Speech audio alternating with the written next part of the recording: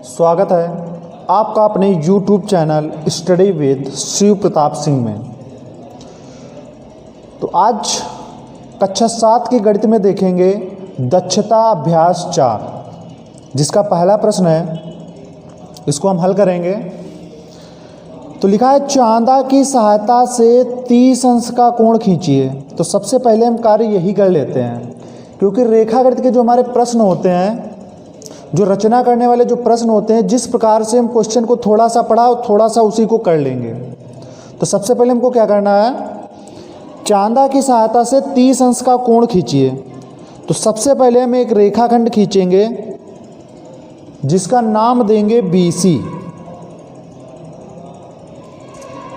इस तरीके से हमने रेखाखंड खींचा। इस तरीके से इस रेखाखंड की कोई माप नहीं होगी, तो इस तरीके से हम खींचकर इसका हम नाम दे देंगे BC। ये हुआ B और ये हुआ C। फिर इसके बाद चांदा की सहायता से 30 अंश का कोण बनाना है। तो चांदा लेंगे हम। तो चांदा किस प्रकार से रखेंगे ये देखिएगा। ये जो आपका पॉइंट है, ये वाला बीच वाला, ये यहाँ पे आ जाना चाहिए, यानी कि इस पर, यानी कि B बिंदु पर। और फिर इसके बाद ये जो हमारी 180 यानी कि 0 वाली लाइन है, ये इस लाइन को ढक लेनी चाहिए पूर्णतया। तो इस तरीके से पॉइंट पे पॉइंट रखा, लाइन को लाइन ढक लेगी और हम बना देंगे 30 डिग्री का एंगल। तो 30 के सामने पॉइंट लगा देंगे और इससे लाइन खींच देंगे, तो ये बन जाएगा 30 डिग्री का एंगल। जब ये हम लाइन खींचते हैं तो पॉइंट से इधर उधर नहीं जाना चाहिए, बिल्कुल पॉइंट के ऊपर ही। ये जो भी हम रेखाखंड खींचेंगे, ये दोनों जो भुजाएं हैं ये लगभग बराबर ही रखेंगे। तो CB और इसको नाम दे देते हैं हम A। ये हो गया हमारा 30 अंश का कोण हो गया। चाहो तो आप चेक कर सकते हो, क्योंकि ये जब आपका सही होगा 30 अंश का कोण, तभी आपका आगे के भी प्रश्न आपके सही होंगे। तो ये देखिएगा 0 के सामने 30। तो चांदा की सहायता से 30 अंश का कोण बनाइए, खींचिए। तो ये हमारा यहाँ तक की हो गया है। अब देखिए आगे प्रश्न में क्या कहता है।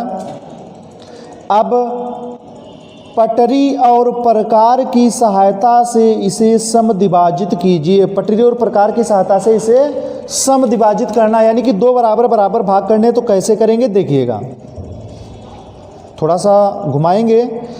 B को केंद्र मानकर हम उचित दूरी की त्रिज्या लेकर चाप लगाएंगे, जिस तरीके से थोड़ा सी कम या ज़्यादा। तो इस तरीके से हम चाप लगाएंगे B को केंद्र मानकर, और चापों के कटान बिंदु को हम मान लेंगे क्रमशः N और M, क्योंकि कुछ नाम जरूर देंगे, क्योंकि रचना हम तभी लिख पाएंगे सटीक। N इसको दिया और इस कटान बिंदु को हमने क्या माना, M मान लिया। अब इसके बाद चाहो तो आप त्रिज्या उतनी ही रखिए या कम ज़्यादा कर सकते हो, लेकिन जब हम चाप लगाएंगे ना, तो एक चाप से जितनी दूरी होनी चाहिए दूसरे चाप से भी उतनी ही दूरी होनी चाहिए। तो हम इतनी ही रखते हैं, इसमें कोई समस्या नहीं है। तो बिंदु N तथा M से हम चाप लगाएंगे, क्योंकि इसका समद्विभाजक करना है। तो N तथा M से भी चाप लगाएंगे। जो इसका कटान बिंदु होगा, कटान बिंदु को हम मान लेंगे P। ये वाला जो बिंदु है, ये बिंदु मान लेते हैं P। जब ये P बिंदु हो जाएगा तो इसको हम क्या करेंगे, आपस में B को P से मिला देंगे। B को P से मिला देंगे। तो जब मिलाया तो इसका बस समद्विभाजक हो गया। अब प्रश्न में हमसे क्या कहता है, समद्विभाजित कीजिए। तो समद्विभाजक हो गया है समद्विभाजित। प्रत्येक कोण को माप कर सत्यापन कीजिए। तो प्रत्येक कोण को माप कर सत्यापन करना है कि कितने कितने डिग्री आया है। तो यहाँ पर देखिएगा, ये जो हमारा हमने जो चांदे से एंगल बनाया था, वो बनाया था 30 डिग्री का। जब 30 डिग्री का बनाया था तो इसका यानी कि समद्विभाजक किया है, तो 15 डिग्री का आना चाहिए। तो यहाँ पर देखिएगा ये पूरा। अब यहाँ पर देखिएगा, नापने पर हम क्या पाते हैं कि कुल जो एंगल था हमारा वो 30 डिग्री का था। ये कुल एंगल था 30 डिग्री, और उसका जब समद्विभाजक किया है तो ये किसके सामने जा रहा है, 10 और 20 के बीच में, यानी कि 10 के बाद 5 वाली बड़ी सी लाइन के सामने है। तो ये 15 15 डिग्री का हो जाएगा। तो प्रत्येक कोण को माप कर सत्यापन कीजिए। तो हमने मापा है, तो इसकी माप कितनी आई है, ये वाला एंगल यानी कि ये भी 15 डिग्री, और जो इसके बाद जो एंगल समद्विभाजक हुआ है ये भी 15 डिग्री का होगा। तो ये आपका हो जाता है प्रश्न नंबर 1। लेकिन अभी फिगर ही बना है, इसके साथ इसकी देखेंगे रचना जिस प्रकार से हम फिगर को बनाते हैं उसी तरीके से हम लिखते हैं रचना। तो देखिएगा,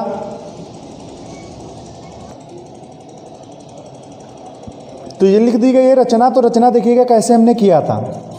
सबसे पहले हमने BC एक रेखाखंड खींचा था, सबसे पहली लाइन यही थी। तो हमने लिखा सर्वप्रथम एक रेखाखंड BC खींचा। इसके बाद क्या किया था, फिर बिंदु B पर चांदे की सहायता से 30 अंश का कोण बनाया था। तो क्या लिखा, बिंदु B पर चांदे की सहायता से 30 अंश का कोण बनाया। फिर जब ये हमारी लाइन खिंच गई थी, यानी कि इसको हमने फिर A माना था, तो यहाँ पर लिख सकते हैं भुजा B को A तक आगे बढ़ाया। तो इस तरीके से हम लिख सकते हैं। लेकिन फिर इसके बाद में क्या किया था, बिंदु B को केंद्र मानकर उचित दूरी की त्रिज्या लेकर चाप लगाया। तो शीर्ष B को केंद्र मानकर किसी त्रिज्या से एक चाप खींचा।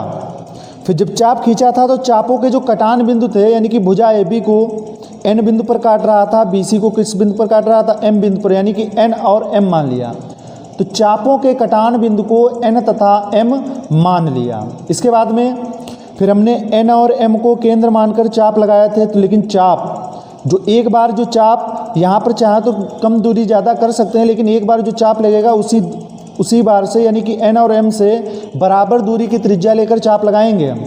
तो N और M को केंद्र मानकर उसी त्रिज्या से चाप लगाया, यानी कि जो हमने पहले जो चाप लिया था उसी से लगा दिया था। आप चाहो तो अलग कर सकते हो, लेकिन एक बार में जो चाप जैसे हमने M से लगाया यहाँ पर, तो उसी दूरी से N से भी लगना चाहिए। तो चापों के कटान बिंदु को P मान लिया। तो इसको हमने क्या माना था, तो यहाँ पर सीधा लिख देते हैं P। चापों के कटान बिंदु को P मान लिया।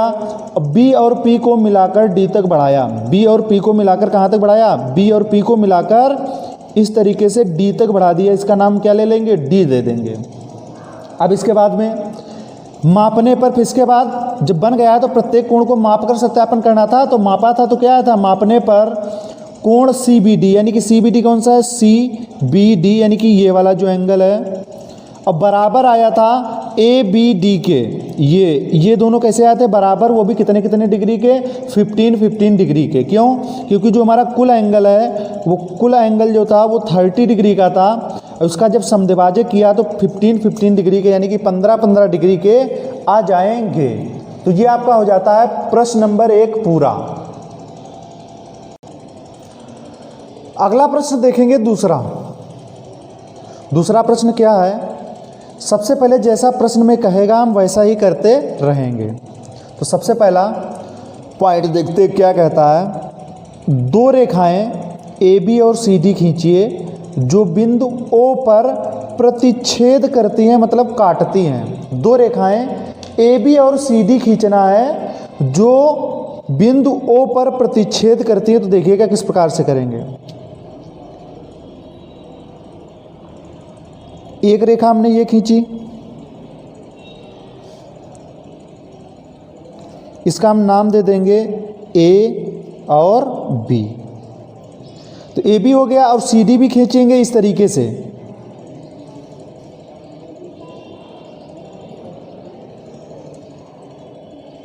इस रेखा का नाम हो गया C और D। रेखा का मतलब दोनों तरफ एरो लगे होते हैं। तो 2 रेखाएं AB और CD खींचिए जो बिंदु O पर प्रतिच्छेद करती हैं। तो इस बिंदु यानी कि इनका नाम ले लेंगे O। तो यहाँ तक कि हमारा प्रश्न हो गया जहाँ तक कि अंडरलाइन थी। तो इसके बाद में देखिएगा, इसके बाद में है इस प्रकार बने शीर्षाभिमुख कोण। शीर्षाभिमुख कोण यानी कि जब 2 रेखाएं एक दूसरे को किसी बिंदु पर काटती हैं तो ये आमने सामने के जो कोण होते हैं वो शीर्षाभिमुख कोण कहलाते हैं। जैसे COB का जो शीर्षाभिमुख कोण है वो AOD है। तो ये वाला कोण और ये वाला कोण शीर्षाभिमुख कोण है, और शीर्षाभिमुख कोण आपस में बराबर होते हैं। उसी प्रकार से इस इधर वाले का जो शीर्षाभिमुख कोण है वो ये वाला है। तो इस प्रकार बने शीर्षाभिमुख विमुख कोण COA। COA कौन सा है? COA यानी कि ये वाला जो एंगल है ये COA है। और कोण BOD को, COA और कोण BOD को पटरी और प्रकार की सहायता से समद्विभाजित करके, तो यहाँ तक कि कर लेते हैं पहले। कोण COA और कोण COA और कोण, ये 2 बार लिख गया है, और कोण BOD को पटरी और प्रकार की सहायता से समद्विभाजित करके, तो समद्विभाजित करते हैं सबसे पहले। COD यानी कि COA है, तो COA को समद्विभाजित करेंगे तो देखिएगा,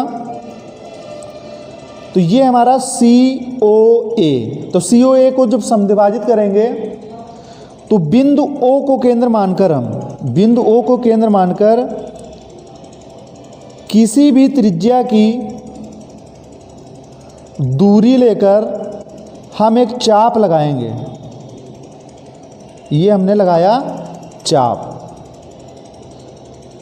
जब ये चाप लगाया तो चापों के कटान बिंदु को हम M तथा N मान लेंगे। तो यहाँ पर इसको हम मानते हैं M, इस कटान बिंदु को, और इस कटान बिंदु को हम मानते हैं N। तो M तथा N मान लिया। फिर इसका जब समद्विभाजक करना है तो क्या करेंगे, तो इसी से हम क्या लगाएंगे, चाप लगाएंगे। तो चाप को चाहे दूरी इसी दूरी से फैला लीजिए, यानी कि चाप लगा दीजिए, या फिर इसको हम थोड़ा सा फैला लेते हैं। एक बार में जो चाप लगेगा ना, अब इसमें कम ज़्यादा नहीं करना है। N बिंदु से भी यानी कि N को केंद्र मानकर हम क्या लगा देंगे, चाप लगा देंगे। और जो चापों के कटान बिंदु है ना, चापों के कटान बिंदु को हम मान लेंगे T। ये वाला कटान बिंदु, इसको मान लिया हमने T। तो इसका समद्विभाजक तो खींचना ही है, तो हम O और T से मिलाते हुई रेखा खींच देंगे। O और T से मिलाती हुई इस तरीके से लाइन खींच देंगे। तो ये हमारा समद्विभाजक हो गया किसका, COA का। COA का समद्विभाजक हो गया। अब उसी प्रकार से हम करेंगे BOD, क्योंकि हमसे कहता है BOD को, यानी कि COA और BOD को पटरी और प्रकार की सहायता से समद्विभाजित करके, तो इसको हम समद्विभाजित करते हैं। तो जैसे हमने कार्य इधर किया था वैसे उधर भी करेंगे। तो किसी भी दूरी की त्रिज्या लेकर बिंदु O को केंद्र मानकर हम लगाएंगे चाप।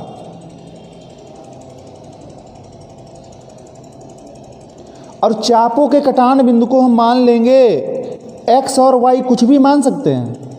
ये हमने माना X इस कटान बिंदु को, और इस कटान बिंदु को हमने माना Y। अब हम क्या करेंगे, X तथा Y को केंद्र मानकर, X तथा Y को केंद्र मानकर लगाएंगे चाप। जब चाप लगाएंगे तो चापों के जो कटान बिंदु हैं, चापों के कटान बिंदु को हम मान लेंगे S। इस बिंदु को हमने क्या मान लिया, S। अब फिर O से S को मिला देंगे, O से S को मिला देंगे।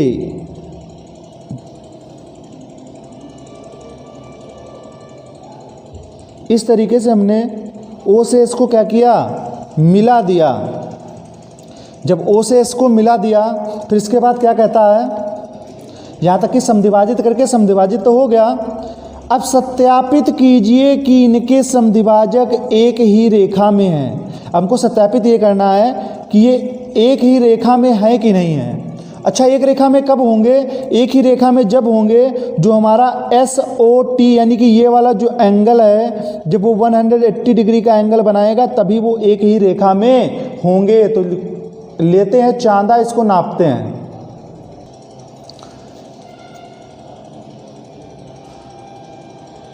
तो चांदे से इसको हम नापेंगे। तो ये लिया हमने चांदा। अगर ये वाला जो एंगल है ये बिल्कुल सीधे सीधे 180 डिग्री का बना रहा है, कौन सा, SOT, तो इनके जो समद्विभाजक है एक ही रेखा में हैं। तो यहाँ पर रखते हैं। तो किस तरीके से रखेंगे, ये वाला जो पॉइंट है ये वाला यहाँ पे होगा, और इससे ये जो हमारी लाइन गई है यानी कि OS इस लाइन पर यानी कि 180 पर होगी, और जो OT है वो इस तरीके से 180 डिग्री की लाइन पर ही होगी। तो यहाँ पर देखिएगा, ये हम रख रहे हैं चांदा तो बीच वाला पॉइंट सेंटर में है। इसके बाद बाकी और भी लाइनें देखेंगे, यानी कि ये तो सेंटर में है ही। इसके बाद में ये देखिएगा 180 डिग्री के सामने जा रही है और ये वाली भी रेखा भी 180 डिग्री के सामने से जा रही है। तो ये हमारा बन जाता है फिगर क्वेश्चन नंबर 2 का। अब इसके बाद देखेंगे इसकी रचना। रचना में हम क्या लिखेंगे, जिस तरीके से हम फिगर बनाते हैं उसी तरीके से हम लिखते हैं रचना। तो सबसे पहला पॉइंट यानी कि रचना हेडिंग डाली। सबसे पहले हमने क्या किया था, सर्वप्रथम 2 रेखाएं ए बी तथा सी डी खींची। सबसे पहले हमने ए बी और क्या खींची थी, सी डी खींची थी, तो यही हमने लिख लिया। फिर जो ओ बिंदु पर एक दूसरे को प्रतिच्छेद करती है, ओ बिंदु पर एक दूसरे को प्रतिच्छेद करती हैं। फिर क्या किया, बिंदु, अब यहाँ पर हमने थोड़ा सा 60 लिखा है, आप चाहो तो इस तरीके से लिख सकते हैं। बिंदु ओ को केंद्र मानकर उचित दूरी की त्रिज्या लेकर एक चाप लगाए, कटान बिंदु को एन तथा एम मान लिया। एन तथा एम को केंद्र मानकर उसी त्रिज्या से चाप लगाए और कटान बिंदु को क्या मान लिया, टी मान लिया। ओ से टी को मिला दिया। इस तरीके से आप लिख सकते हैं। इधर क्या करेंगे, बिंदु ओ को केंद्र मानकर उचित दूरी की त्रिज्या लेकर हमने चाप लगाया, कटान बिंदु को x तथा y मान लिया। फिर x y को केंद्र मानकर उचित दूरी की त्रिज्या लेकर चाप लगाए, कटान बिंदु को s मान लिया। फिर o से s को मिला दिया। ये चाहे तो आप इसमें लिख सकते हैं, लेकिन हमने शॉर्टकट में क्या लिखा है, कोण COA की समद्विभाजक रेखा OT, यानी कि कोण जो हमारा COA है इसकी समद्विभाजक रेखा हमने क्या खींची, OT खींची, तथा BOD की समद्विभाजक रेखा OS खींची। BOD की समद्विभाजक रेखा हमने क्या खींची, ये OS खींची। तो इस तरीके से हमने शॉर्टकट में लिख दिया। हमने आपको बता दिया, चाहे तो आप उस तरीके से लिख सकते हैं। इसके बाद सत्यापन करेंगे। सत्यापन, क्योंकि हमसे कहता है सत्यापित कीजिए कि इनके समद्विभाजक एक ही रेखा में है, तो हमने क्या किया था, मापने पर कोण SOT, यानी कि SOT मापा था, तो ये वाला कोण कितना आया था, 180 डिग्री।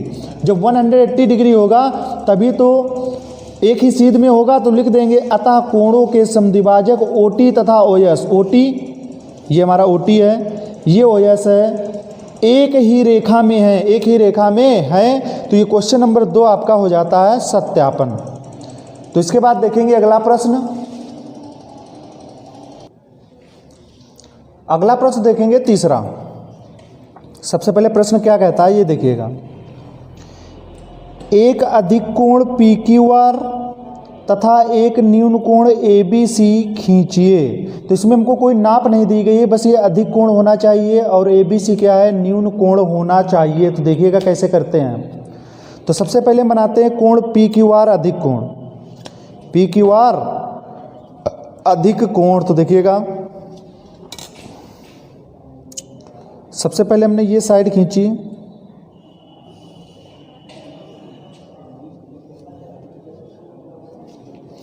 अधिक कोण का मतलब है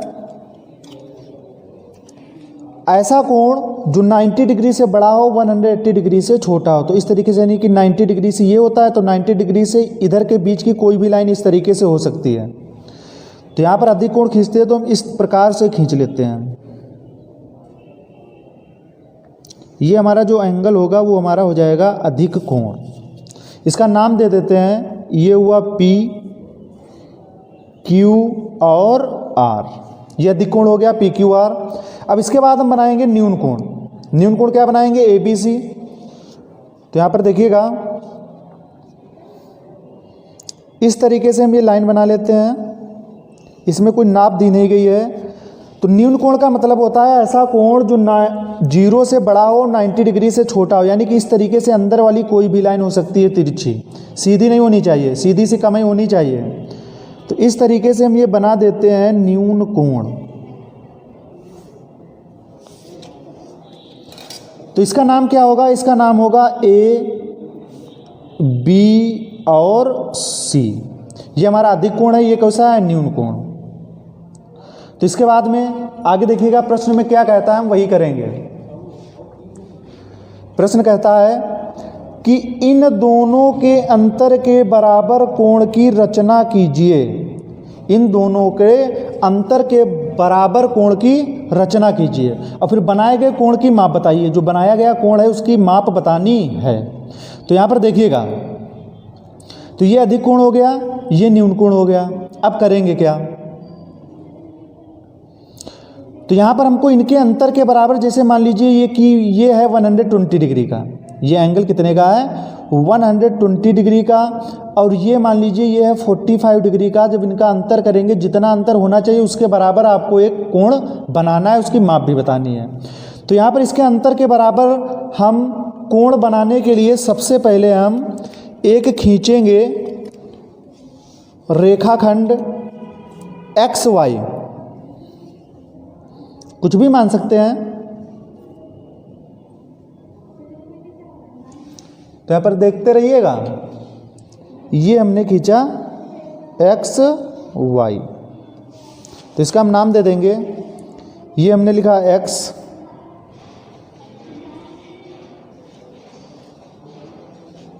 ये लिखा हमने एक्स और वाई, एक्स और वाई।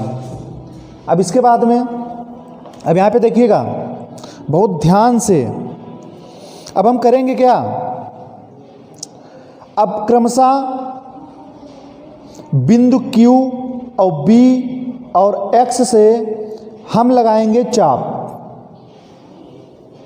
किस प्रकार से चाप लगाएंगे, यानी कि उचित दूरी की त्रिज्या लेकर जितने डिग्री से, यानी कि जितना भी चाप इसमें हम लगाएंगे वैसे सभी पे हमको लगाना होगा।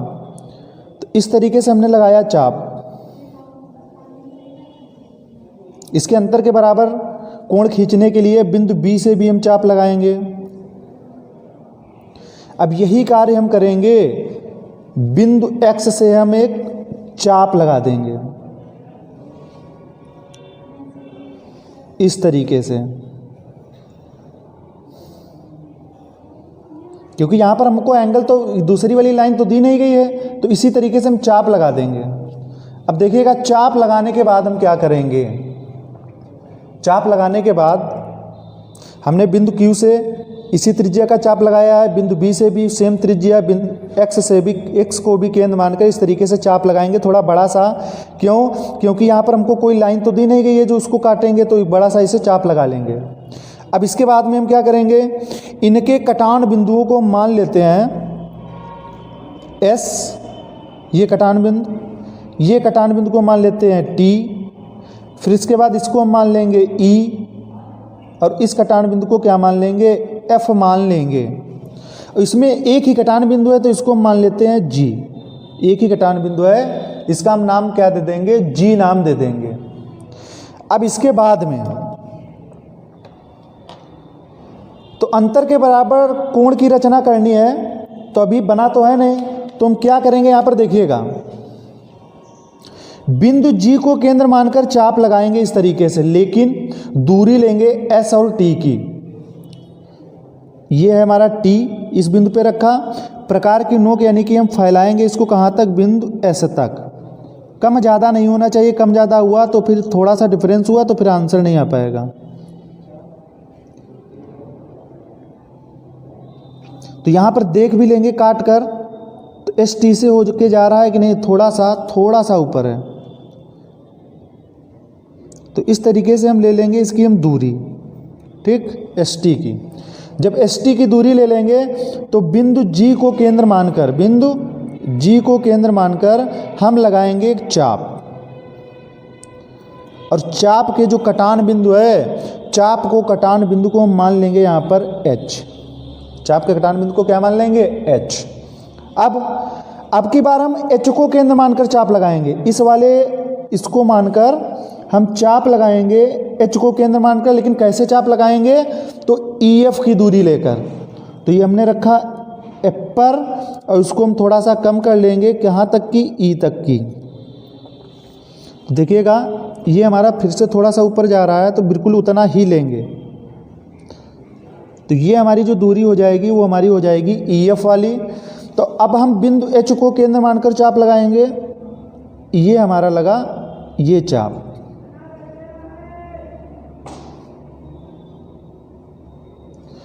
चाप के हम कटान बिंदु को मान लेंगे L, कुछ भी नाम मान सकते हैं, तो इसको हम क्या मान लेंगे, L मान लेंगे। अब फिर इसको हम क्या करेंगे, अब इसको हम वहाँ तक यानी कि X से L को मिला देंगे, X से L को क्या करेंगे, मिला देंगे। तो यहाँ पर देखते रहिएगा, X से L को जब मिलाएंगे तो थोड़ा सा अल्टर नहीं होना चाहिए, इधर उधर थोड़ा सा हुआ तो 1 डिग्री का कम पड़ जाएगा, फिर आपको लगेगा कि ये तो गलत बना है।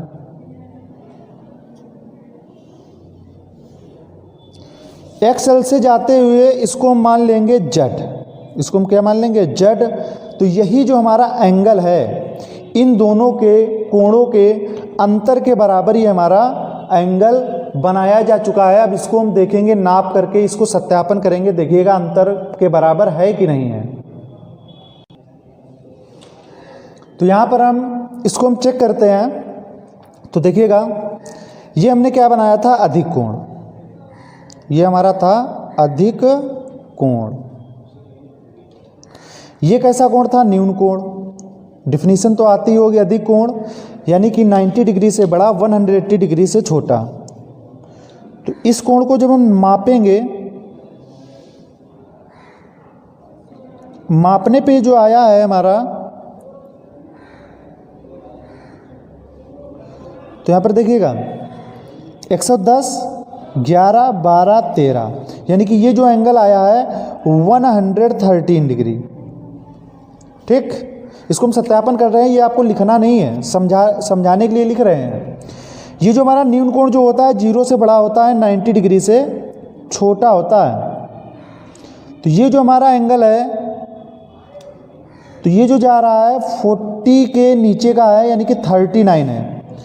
तो ये जो हमारा एंगल आया 39 डिग्री, तो इसके अंतर के बराबर ये कोण खिंचा है कि नहीं, इसका अंतर करेंगे। तो अंतर यहाँ पे 113 में से 39 को घटाएंगे, 113 डिग्री में से 39, 3 से 9 जाएगा नहीं, यहाँ साथ लें, 13 में से 9 गया, यहाँ पे बचेगा 4, फिर यहाँ पे बचेगा 0, 0 से 3 जाएगा नहीं, पीछे साथ लेंगे, 10 में से 3 गया 7, यहाँ पे क्या बचेगा 0, यानी कि केवल और केवल 74 डिग्री। अगर ये 74 डिग्री है तो इन दोनों कोणों के यानी कि अधिक कोण और न्यून कोण के अंतर के बराबर ये आपका कोण बन जाएगा।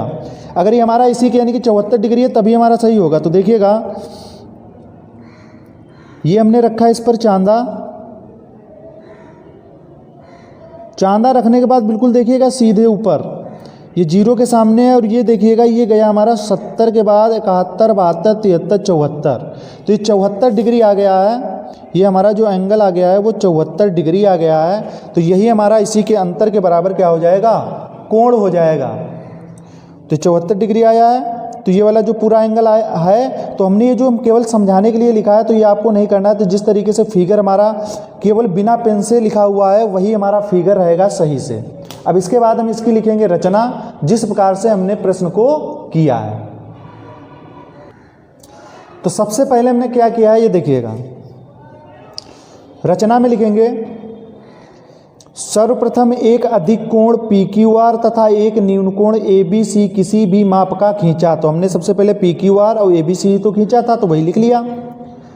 कोण PQR तथा ABC के अंतर के बराबर कोण की रचना करने के लिए अपने मन से अलग से है, यानी कि कोण PQR तथा ABC के अंतर के बराबर कोण की रचना करने के लिए सर्वप्रथम एक रेखाखंड XY खींचा। तो सबसे पहले यहाँ पर इसके अंतर के बराबर रचना करने के लिए XY क्या खींचा हमने, एक रेखाखंड खींचा। पहले चित्र में उचित त्रिज्या लेकर क्रमशः Q, B तथा X को केंद्र मानकर चाप लगाया। हमने सबसे पहले उचित दूरी की त्रिज्या लेकर Q से चाप, B से चाप, X से चाप लगाया। ठीक, चाप लगाने के बाद चापों के कटान बिंदु को क्रमशः पहले हमने माना था ST, फिर क्या माना था EF, इसमें कटान बिंदु एक ही था तो इसको हमने क्या माना था G मान लिया। फिर बिंदु G को केंद्र मानकर यानी कि यहाँ से G को केंद्र मानकर हमने ST के बराबर दूरी लेकर ST के बराबर दूरी लेकर एक चाप लगाया। ये हमने चाप लगाया था ये वाला, और कटान बिंदु को H मान लिया। फिर हमने इसको क्या मान लिया था, H मान लिया था। फिर H को केंद्र मानकर EF के बराबर दूरी लेकर, अब हम H को केंद्र मानेंगे, फिर हम EF के बराबर दूरी लेकर यहाँ से चाप लगाएंगे, इस तरीके से लगाएंगे, यानी कि इसको घुमाकर जैसे हमने लगाया था। तो EF दूरी लेकर चाप लगाया और कटान बिंदु को हमने क्या मान लिया, ये L मान लिया। XL को मिलाकर आगे की ओर बिंदु Z तक बढ़ाया, X को L से मिला दिया था, इसको बिंदु हमने क्या मान लिया था, Z तक आगे की ओर बढ़ाया। जो हमारा ZXY है, ZXY हमारा कौन सा है, ZXY, यानी कि ये जो एंगल है दिए गए कोण के अंतर के बराबर कोण है, दिए गए कोण के अंतर के बराबर कोण है, कोण होगा। तो यहाँ पर कहता है बनाए गए कोण की माप बताइए, तो ये 74 डिग्री है, तो मापने पर यह एक न्यून कोण है। हमसे ये भी पूछा जा रहा है यह एक न्यून कोण है या अधिक कोण, तो यह कैसा है, क्योंकि 0 से बड़ा 90 डिग्री से छोटा हमारा न्यून कोण होगा। और दिए बनाए गए कोण की माप, तो कोण की माप भी पूछ रहा था, तो कोण की माप बराबर 74 डिग्री, कोण की माप बराबर 74 डिग्री, इस तरीके से लिख देंगे, कोण की माप बराबर 74 डिग्री। तो यहाँ पर देखिएगा, यहाँ पर आपका फिगर बनाते समय कुछ चेंज भी हो सकता है, यानी कि इसके मान भी चेंज हो सकते हैं। आप किसी भी त्रिज्या का लेंगे, यानी कि कोई भी एंगल बनाएंगे तो कम ज़्यादा बिना नाप का बना देना है, लेकिन जिस तरीके से आपको हमने बताया है तो उसी विधि से ही करेंगे। यहाँ पर जो हमारा एंगल है वो कोण की माप जो है एक न्यून कोण भी हो सकता है या अधिक कोण भी निकल के आ सकता है, कोण की माप आपकी ये सब बदल सकती हैं। तो इस प्रकार से आप जिस तरीके से हमने बताया है इसी प्रकार से करेंगे, तो ये आपका हो जाता है प्रश्न नंबर 3। अब देखेंगे अगला प्रश्न। अगला प्रश्न देखेंगे चौथा प्रश्न है कि पटरी और प्रकार की सहायता से 7.5 और 22/1/2 के कोणों की रचना कीजिए। तो यहाँ पर किस तरीके से फिगर को बनाएंगे, तो सबसे पहले पटरी और प्रकार की सहायता से 7.5 अंश का कोण अलग बनाएंगे, फिर उसकी रचना लिखेंगे, फिर 22/1/2 डिग्री का अलग कोण बनाएंगे, फिर उसकी हम रचना लिखेंगे। तो यहाँ पर देखिएगा 7.5 जो होता है, 7.5 की अगर हम 2 से गुणा करवा दें तो 7 दूनी 14, आधा 1 हो जाता है, यानी कि 15 डिग्री। फिर 15 का डबल कर दें तो 30 डिग्री, और 30 का डबल कर दें तो 60 डिग्री। तो सबसे पहले हम 60 डिग्री को बनाकर उसका हम आधा करेंगे तो 30 मिलेगा, 30 का आधा करेंगे 15 मिलेगा, 15 का आधा कर देंगे 7.5 डिग्री मिल जाएगा। तो यहाँ पर देखिएगा कैसे हम बनाएंगे, इसी प्रकार से आपको भी बनाना है। तो सबसे पहले एक हम रेखाखंड खींचेंगे जिसका नाम देंगे AB। एक ही हमने रेखाखंड खींचा जिसका हम नाम क्या दे देंगे, A और B। तो इसका नाम हमने दिया A और इसका नाम हमने क्या दिया, B। अब A को केंद्र मानकर बिल्कुल जो पॉइंट यानी कि केंद्र जहाँ पर मानेंगे, अगर बिल्कुल सटीक रखोगे तभी आपका फिगर सही बनेगा। तो A को केंद्र मानकर हम चाप लगाएंगे इस तरीके से। A को केंद्र मानकर हमने क्या किया, चाप लगाया। और चाप से जो हमारा कटान बिंदु बना, एक ही कटान बिंदु बनता है, उसका हम नाम मान लेते हैं X। कुछ भी आप मान सकते हो, तो हमने क्या माना X। और जिस तरीके से हम यहाँ पे नाम लिखेंगे रचना में भी X Y Z जो भी होगा वो वैसे ही लिखा जाएगा। तो यहाँ पर हमने माना X। अब X यही दूरी हमारी यही रहनी चाहिए, यानी कि AX वाली ही दूरी रहनी चाहिए, ये कम ज़्यादा नहीं होनी चाहिए। अगर यहाँ से कम ज़्यादा हुआ तो आपका फिगर आगे गलत बनेगा, अगर कम ज़्यादा हो गया। तो अब हम एक बिंदु यानी कि X को केंद्र मानकर एक चाप लगाएंगे। अगर हम इस लाइन को हम सीधे सीधे मिला दें तो ये हमारी 60 डिग्री का एंगल बन जाएगा। तो हमने बताया है पहले, सबसे पहले हम 60 का बनाएंगे। अब इसका हम समद्विभाजक कर देंगे, लेकिन X फिर हम कटान बिंदु इसको हम मान लेते हैं C। इसको हम क्या मान लेंगे, C। तो X और C का अब हम करेंगे आधा, यानी कि अगर हम इसको लाइन खींच दें तो 60 डिग्री का एंगल बन जाता है। तो उसको लाइन खींचने की आपको ज़रूरत नहीं है, तो लाइन खींचने ज़रूरत है नहीं, तो C और X का हम कर देंगे समद्विभाजक, यानी कि ये जो हमारा कोण बनता है 60 डिग्री का, इसका हम समद्विभाजक करेंगे। तो किस प्रकार से करेंगे देखिएगा। अब हम बिंदु X को केंद्र मानकर चाप लगाएंगे, बिंदु X को क्या मानकर चाप लगाएंगे, X को केंद्र मानकर इस तरीके से चाप लगाया। और फिर हम बिंदु C को भी केंद्र मानकर एक चाप लगाएंगे। तो कटान बिंदु नहीं मिला है तो इसको हम दोबारा थोड़ा सा यहाँ थोड़ा नीचे कर लेंगे। ये कटान बिंदु आपका मिल गया, ठीक। कटान बिंदु मिलने के बाद ये जो हमारा जो चाप का कटान बिंदु है इसको हम मान लेंगे P। इसके चाप को कटान बिंदु को हम क्या मान लेंगे? P मान लेंगे। जब इसको हमने P माना, ये हमने माना P, तो A से हम P को मिला देंगे, A से P को मिला देंगे।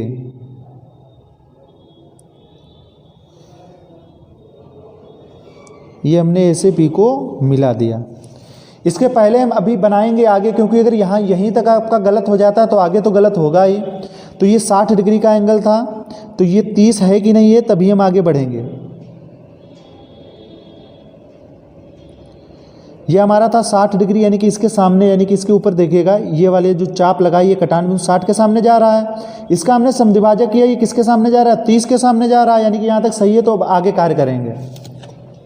जब हमने A से P को मिलाया था तो इसका एक कटान बिंदु यहाँ पे मिला था, तो इस कटान बिंदु को हम मान लेंगे D। इस कटान बिंदु को क्या मान लेंगे? D मान लेंगे। अब ये देखो, यहाँ पर जो ये चाप था ये 60 का था, ये हो गया 30। अब 30 का आधा करेंगे 15, फिर 15 का आधा करेंगे 7.5 डिग्री, हमको निकल के आ जाएगा। तो यहाँ पर अब हम D और X का हम इस कोण का, यानी कि कोण हमारा जो BAP है, इसका हम इस कोण का यानी कि 30 का समद्विभाजक करेंगे। तो यहाँ पर जो हमारी दूरी एक में ही थी, तो हम चाप लगाएंगे तो एक में ही मिल जाएगा। तो यहाँ पर हम दूरी कम ज़्यादा कर सकते हैं, तो हम दूरी कर लेते हैं ज़्यादा। तो ज़्यादा हम कम ज़्यादा कर सकते हैं, लेकिन जैसे हमने एक ये चाप लगाया हमने, ठीक, जब हमने एक चाप लगाया तो दोबारा जो हम बिंदु D से जब चाप लगाएंगे तो कम ज़्यादा नहीं होना चाहिए। अब ज़्यादा बड़ा बनाएंगे तो इसका कटान बिंदु जो है थोड़ा सा डिफरेंस भी हो सकता है, क्योंकि यहाँ से हमको मालूम नहीं चल पाता है कि कितनी इसका मध्य बिंदु क्या है। तो थोड़ा सा छोटा करेंगे चाप को, तो इसको हम थोड़ा सा छोटा कर लेंगे। तो ये हमने कटान बिंदु ये लगाया। इसके बाद X और D से भी हम काटेंगे इसको। तो इसका जो कटान बिंदु है बिल्कुल फिक्स देख लेंगे कहाँ पे कटान बिंदु है। तो कटान बिंदु यहाँ पे मिलता है, तो इसको हम मिला देंगे। इसको कटान बिंदु को हम मान लेते हैं, कटान बिंदु को मान लेंगे हम Q। इस कटान बिंदु को क्या मानेंगे? Q मान लेते हैं। अब A से Q को हम मिला देंगे, A से Q को मिला देंगे। पेंसिल जो है हमेशा महीन रखिएगा, क्योंकि बहुत महीन काम है, तो इसमें अगर पेंसिल मोटी होगी तो फिगर आपका गलत हो सकता है। अब यहाँ पर देखिएगा, ये जो हमारा BAQ जो एंगल है ये हमारा है 15 डिग्री का। क्यों? ये हमारा 60 था, 60 का आधा किया ये 30 आया, और 30 का आधा किया 15 आया। अब इसका भी हम आधा करेंगे। तो A से जब Q को मिलाया तो हमारा एक कटान बिंदु यहाँ पे मिलता है, तो इसका हम नाम दे देंगे E। इसका नाम है E। अब E और X का हम करेंगे अर्धक, यानी कि समद्विभाजक, यानी कि BAQ का हम करेंगे समद्विभाजक। लेकिन थोड़ा सा कार्य और चेक कर लेते हैं कि ये जो हमारा BAQ है ये 15 डिग्री है कि नहीं है। अगर यहीं से गड़बड़ हुआ तो फिर आगे तो गड़बड़ होगा ही। तो ये बिल्कुल 15 के सामने जा रहा है, तो हमारा फिगर सही है। तो आगे बढ़ते हैं। अब 7.5 का तैयार हो जाएगा बनके, जब हम E और X का क्या करेंगे? समद्विभाजक करेंगे। तो यहाँ पर देखिएगा, इसको भी हम कम कर लेते हैं। तो ये चाप लगा, इसके बाद X से फिर हम E बिंदु से चाप लगाएंगे केंद्र मानकर। अभी जो चापों का जो कटान बिंदु है, चापों का कटान बिंदु बिल्कुल फिक्स देखेंगे कहाँ पर है। तो चापों का जो कटान बिंदु है वो यहाँ पर है, ठीक। तो इसको हम आपस में क्या करेंगे, यानी कि इस कटान बिंदु को मान लेते हैं PQ। अब इसको हम मान लेते हैं R, PQR। अब A से R को मिला देंगे, A से R को मिला देंगे। देखिएगा,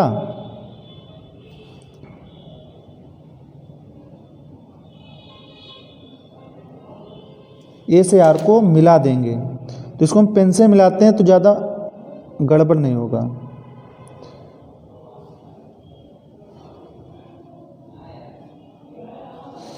A से R को मिला दिया।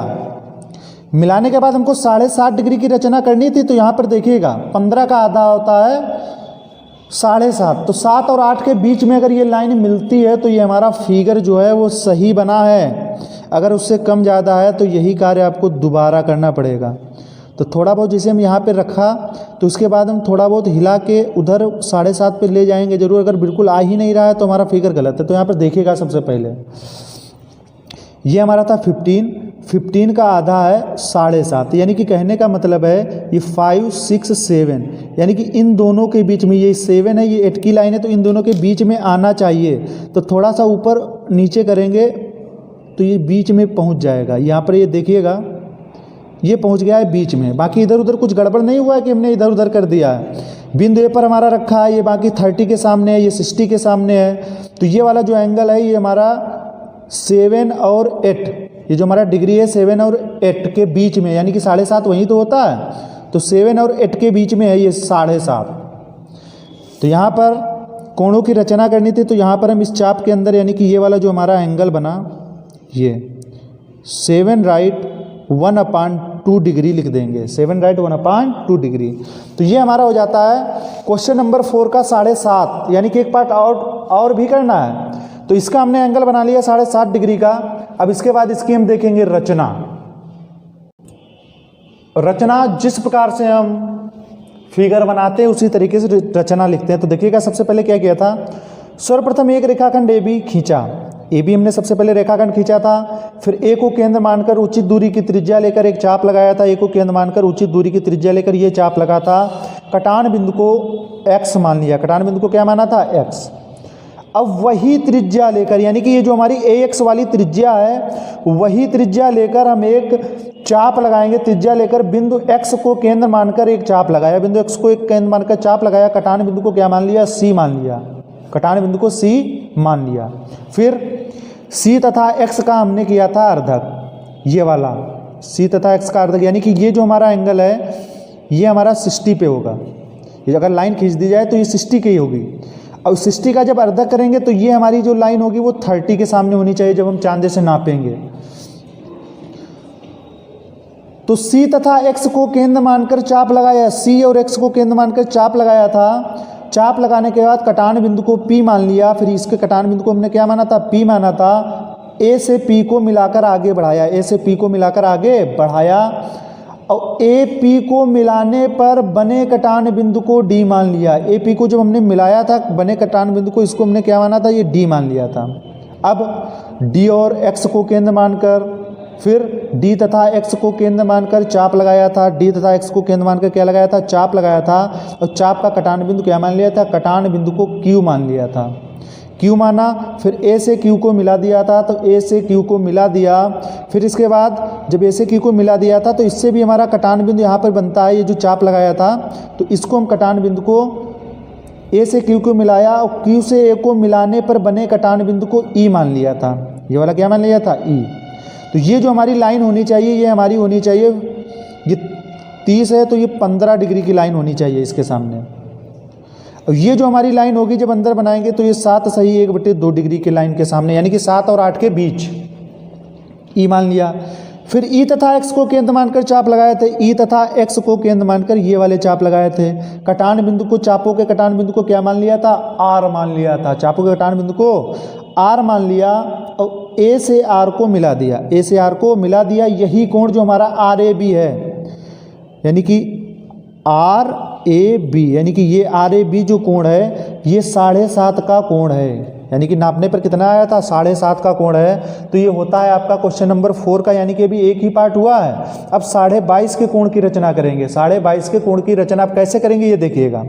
जो 22.5 का कोण है, 22.5 का जो दोगुना होगा वो होगा 22 दूना 44, यानी कि 45 डिग्री। और 45 डिग्री का जो दोगुना होगा वो होगा हमारा 90 डिग्री। तो 90 डिग्री पहले हम बनाएंगे, चांदे की सहायता से बनाना आपको मालूम है। तो 90 की सहायता से हम बनाएंगे, उसका आधा करेंगे तो 45, और 45 का आधा करेंगे तो 22.5 डिग्री निकल के आ जाएगा। तो यहाँ पर हम देखेंगे दूसरा वाला पार्ट 22.5 डिग्री का एंगल कैसे बनाएंगे। तो प्रश्न नंबर 4 में ही देखेंगे 22.5 अंश के कोण की रचना कैसे करेंगे। तो सबसे पहले एक हम खींचेंगे लाइन सेगमेंट यानी कि रेखाखंड जिसका नाम हम क्या देंगे ए बी। तो ये हमने खींचा ए बी रेखाखंड।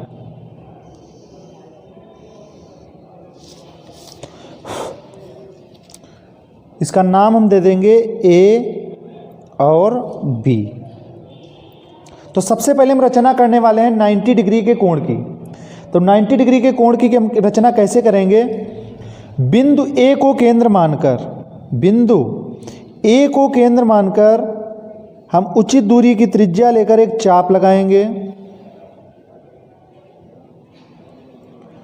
चाप लगाने के बाद इससे हमारा एक कटान बिंदु बनता है। कटान बिंदु कौन सा? ये वाला कटान बिंदु, इसको हम मान लेंगे सी। कटान बिंदु को हम क्या मान लेंगे? सी मान लेंगे।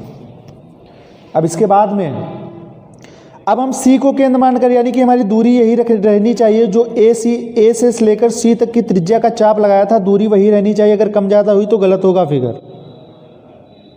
तो बिंदु सी को केंद्र मानकर एक चाप लगाएंगे।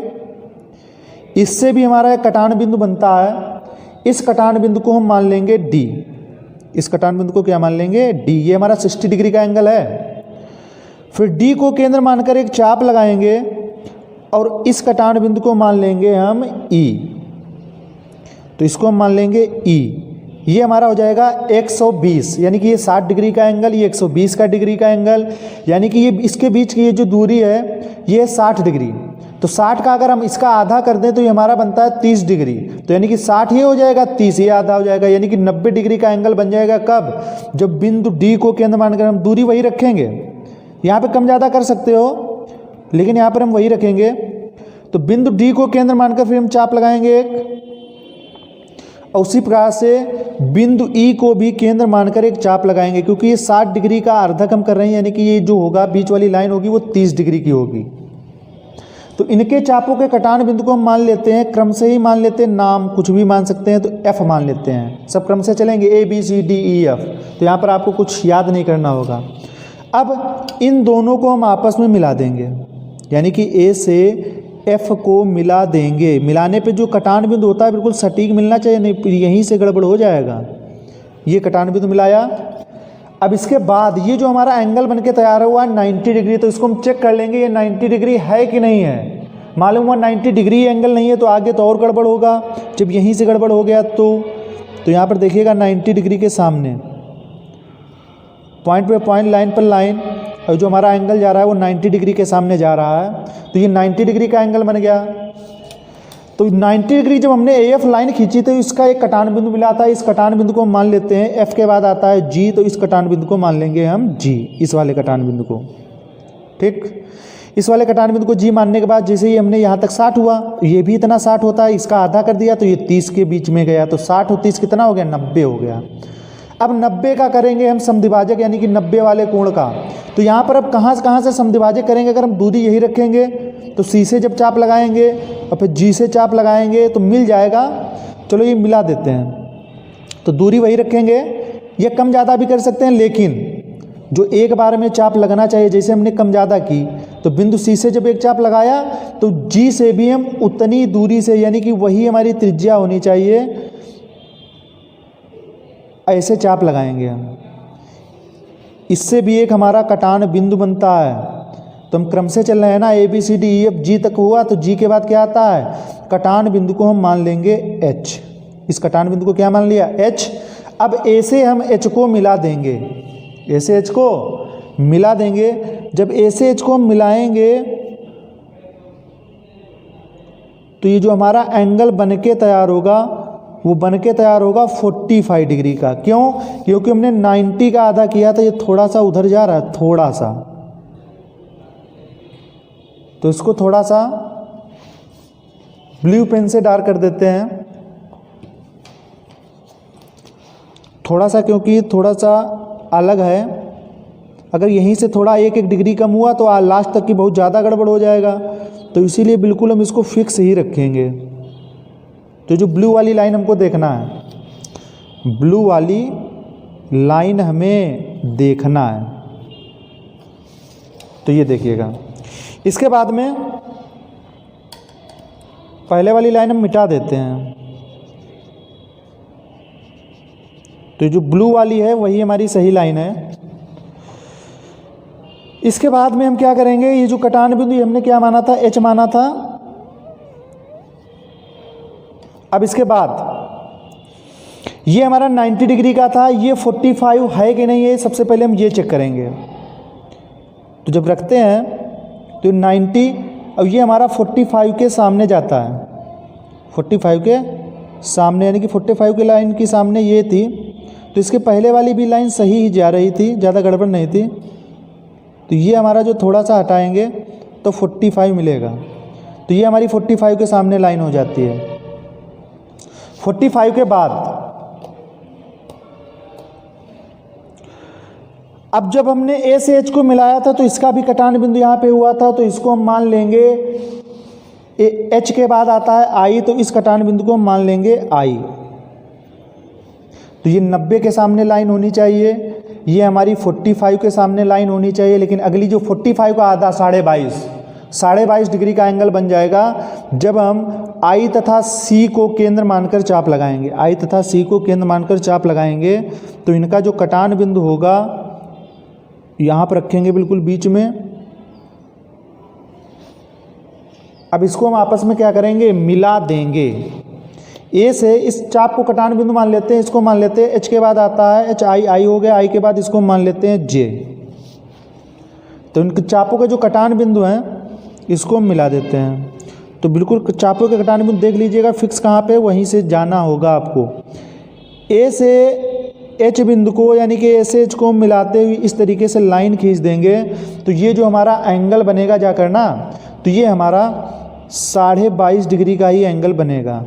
इसको नाप के हम देखेंगे, अगर ये 22.5 नहीं बनाया तो आपको फिगर दोबारा बनाना होगा। तो यहाँ पर देखिएगा, ये हमने रखा चांदा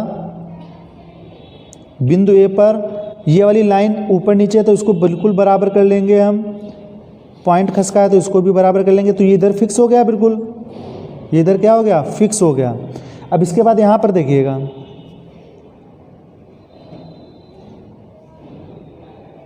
थोड़ा सा ऊपर उठाते हैं तो बिल्कुल सेंटर में पहुँच जाएगा। अब इसके बाद ये पॉइंट यहाँ पर है, ये लाइन पर लाइन है, 22.5 का मतलब है ये हुआ 20 के सामने ये वाले पॉइंट है 20 के बाद ये हुआ 21 और ये 22 के बाद बीच में है ना, तो 22.5 यहीं पे तो होगा, 22 और 23 के बीच में। तो ये जो हमारा है 22.5 डिग्री का जो एंगल बन जाता है। अब जिस तरीके से हमने फिगर को बनाया है उसी तरीके से हम करेंगे इसकी रचना। क्या करेंगे, रचना करेंगे। ये थोड़ा सा मिट गया था तो इसको हम दोहरा लेते हैं। तो हमारा फिगर बन गया। आप देखेंगे इसकी रचना, जिस तरीके से फिगर बनाते हैं उसी तरीके से लिखते हैं रचना। अगला प्रश्न देखेंगे 5वां प्रश्न है कि एक 3 सेंटीमीटर माप के रेखाखंड AB के सिरे A पर लंब AC 3 सेंटीमीटर खींचिए। तो इतना कह रहा है तो सबसे पहले हम इतना कार्य करेंगे। एक 3 सेंटीमीटर माप के रेखाखंड AB के सिरे A पर, तो 3 सेंटीमीटर नाप का एक हम रेखाखंड खींच देंगे। 3 सेंटीमीटर माप का रेखाखंड कैसे खींचेंगे, सबसे पहला पॉइंट 0 पर, 0 के बाद 3 के सामने जो पॉइंट है वो हमारा होगा, 0 से 3 को मिला देंगे तो 3 सेंटीमीटर माप का एक रेखाखंड हो जाएगा 3 सेंटीमीटर। तो इसका नाम क्या दे देंगे A, और ये क्या हो जाएगा B, लिख देंगे 3 सेंटीमीटर। तो इसको बहुत ध्यान से बनाएंगे क्योंकि रेखाखंड बहुत छोटा है तो छोटा फिगर बनेगा। अब इसके बाद क्या करना है, AB के A सिरे पर AC लंब 3 सेंटीमीटर खींचना है। तो AC लंब हमको खींचना है इस तरीके 90 डिग्री का कोण, और जिसकी लंबाई कितनी होनी चाहिए 3 सेंटीमीटर। तो यहाँ पर हम क्या करेंगे, बिंदु A को केंद्र मानकर, बिंदु A को केंद्र मानकर उचित दूरी की त्रिज्या लेकर हम एक चाप लगाएंगे। बिंदु A को केंद्र मानकर उचित दूरी की त्रिज्या लेकर एक चाप लगाएंगे। छोटा सा फिगर है तो बहुत ध्यान से बनाना है आपको। अब इससे जो कटान बिंदु मिलता है, कटान बिंदु, इसको हम क्या मान लेंगे, इसको हम मान लेंगे x, ये माना हम x। अब दूरी हमारी वही रहनी चाहिए। अब हम x को केंद्र मानकर एक चाप लगाएंगे, x को केंद्र मानकर एक चाप लगाया, कटान बिंदु को हम क्या मान लेंगे, y मान लेंगे। उसी प्रकार से फिर हम y को केंद्र मानकर एक चाप लगाएंगे, तो इसको हम क्या मान लेंगे, z मान लेंगे। तो दूरी हमारी वही रहनी चाहिए। अब यहाँ से हम कम ज़्यादा कर सकते हैं, लेकिन हम उतनी ही रखेंगे। अब ये 60 का होता है, इसका आधा कर देंगे, z और y ये भी 60 का होता है, z y की दूरी 60 डिग्री की है, इसका आधा करेंगे तो 30 90 हो जाएगा। लंब का मतलब है 90 डिग्री का कोण बनाते हुए एक रेखाखंड खींचना है। तो ये पहले हमने y को केंद्र मानकर चाप लगाया, फिर z को केंद्र मानकर हम चाप लगाएंगे,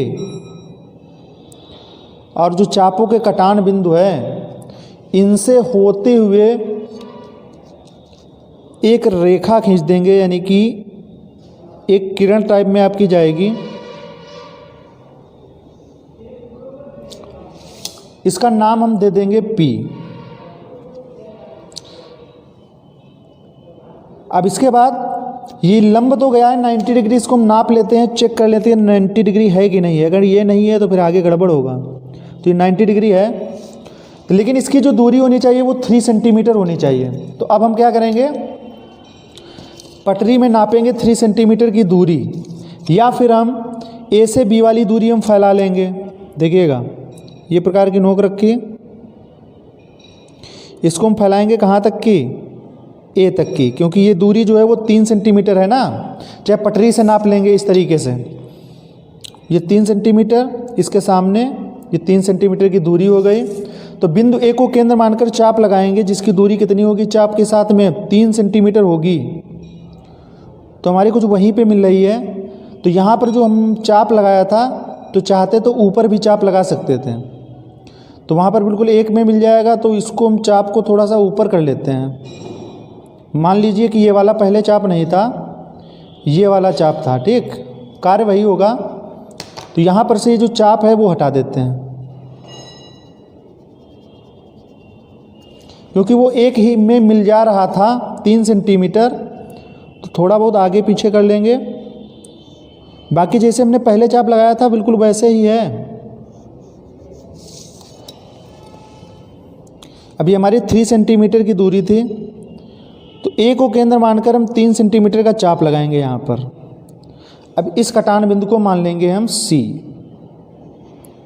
फिर क्या करेंगे, आगे क्या कहता है, बिंदुओं BC को मिलाइए। बिंदु BC को क्या कर देना है, मिला देना है। तो ये रहा B, ये रहा C, इसको हम क्या कर देंगे, मिला देंगे। ये B और C को मिला दिया। अब क्या करना है, कहता है कोणों को मापकर सत्यापित कीजिए कि ABC कौन सा है, ABC यानी कि B वाला कोण, ये वाला ABC है, ABC, और ACB ये वाला कोण है कि बराबर ये 45 डिग्री के हैं कि नहीं है, ये हमको सत्यापन करके दिखाना है। ये हमारा लंब हो जाएगा, यानी कि ये 90 डिग्री यानी कि लंब है। तो इस तरीके से हमारा बनेगा फिगर। ये हमने जो चाप लगाए हैं ये आपको दिखाना नहीं है, बस हमने समझाने के लिए लगाए हैं। तो ये आपका बन जाता है फिगर। फिगर के बाद में इसकी हम देखेंगे रचना। तो रचना देखेंगे, जिस तरीके से हमने फिगर बनाया है उसी तरीके से लिखेंगे रचना। सबसे पहले क्या किया था, सर्वप्रथम 3 सेंटीमीटर का एक रेखाखंड AB खींचा। ये 3 सेंटीमीटर का रेखाखंड AB खींचा था। बिंदु A को केंद्र मानकर उचित दूरी की त्रिज्या लेकर एक चाप लगाया। ये हमने चाप लगाया था, ये वाला। फिर कटान बिंदु को x मान लिया, वही लिखा हुआ, कटान बिंदु को x मान लिया। x मानने के बाद फिर x को केंद्र मानकर एक चाप लगाया था। x को केंद्र मानकर वही त्रिज्या का लेकर चाप लगाया, और कटान बिंदु को क्या मान लिया, y मान लिया। फिर y को केंद्र मानकर एक चाप लगाया था। y को केंद्र मानकर छोटा सा लिखा है, चाप लगाया, कटान बिंदु z मान लिया। कितना मान लिया, z। अब फिर क्या किया, क्योंकि लंब बनाना है, 90 डिग्री का एंगल बनाना है, तो फिर z और y को केंद्र मानकर चाप लगाया। ये z और y ये ऊपर चाप लगा था, तो z और y को केंद्र मानकर हमने चाप लगाया। चापों के कटान बिंदु को, चापों के कटान बिंदु को यहाँ पे कुछ माना नहीं जाएगा।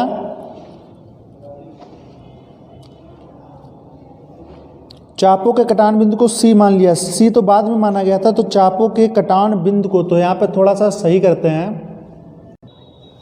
हाँ, तो आगे देखेंगे चापों के कटान बिंदु को मिलाते हुए, जो चापों का कटान बिंदु था इनको मिलाते हुए पी तक आगे बढ़ाया। ये हमको पी तक की क्या किया, आगे बढ़ाया। चापों के कटान बिंदु को मिलाते हुए पी तक आगे बढ़ाया और फिर इसके बाद हम क्या किया था, फिर ए को केंद्र मानकर 3 सेंटीमीटर त्रिज्या का चाप लगाया था। ये ए को केंद्र मानकर ये 3 सेंटीमीटर यहाँ पे लिख देते हैं, 3 सेंटीमीटर, ये 3 सेंटीमीटर त्रिज्या का चाप लगाया था और कटान बिंदु को सी मान लिया। इस कटान बिंदु को हमने क्या माना था, सी को बी से मिला दिया। तो जब सी को बी से मिलाया तो ये आपके ये फिगर के हिसाब से आपके यानी कि जो हमको प्रश्न दिया है उसकी रचना हो जाती है, यानी कि चित्र बन जाता है। अब इसमें कहता है कोणों को माप कर सत्यापित कीजिए, कोणों को माप कर सत्यापित कीजिए।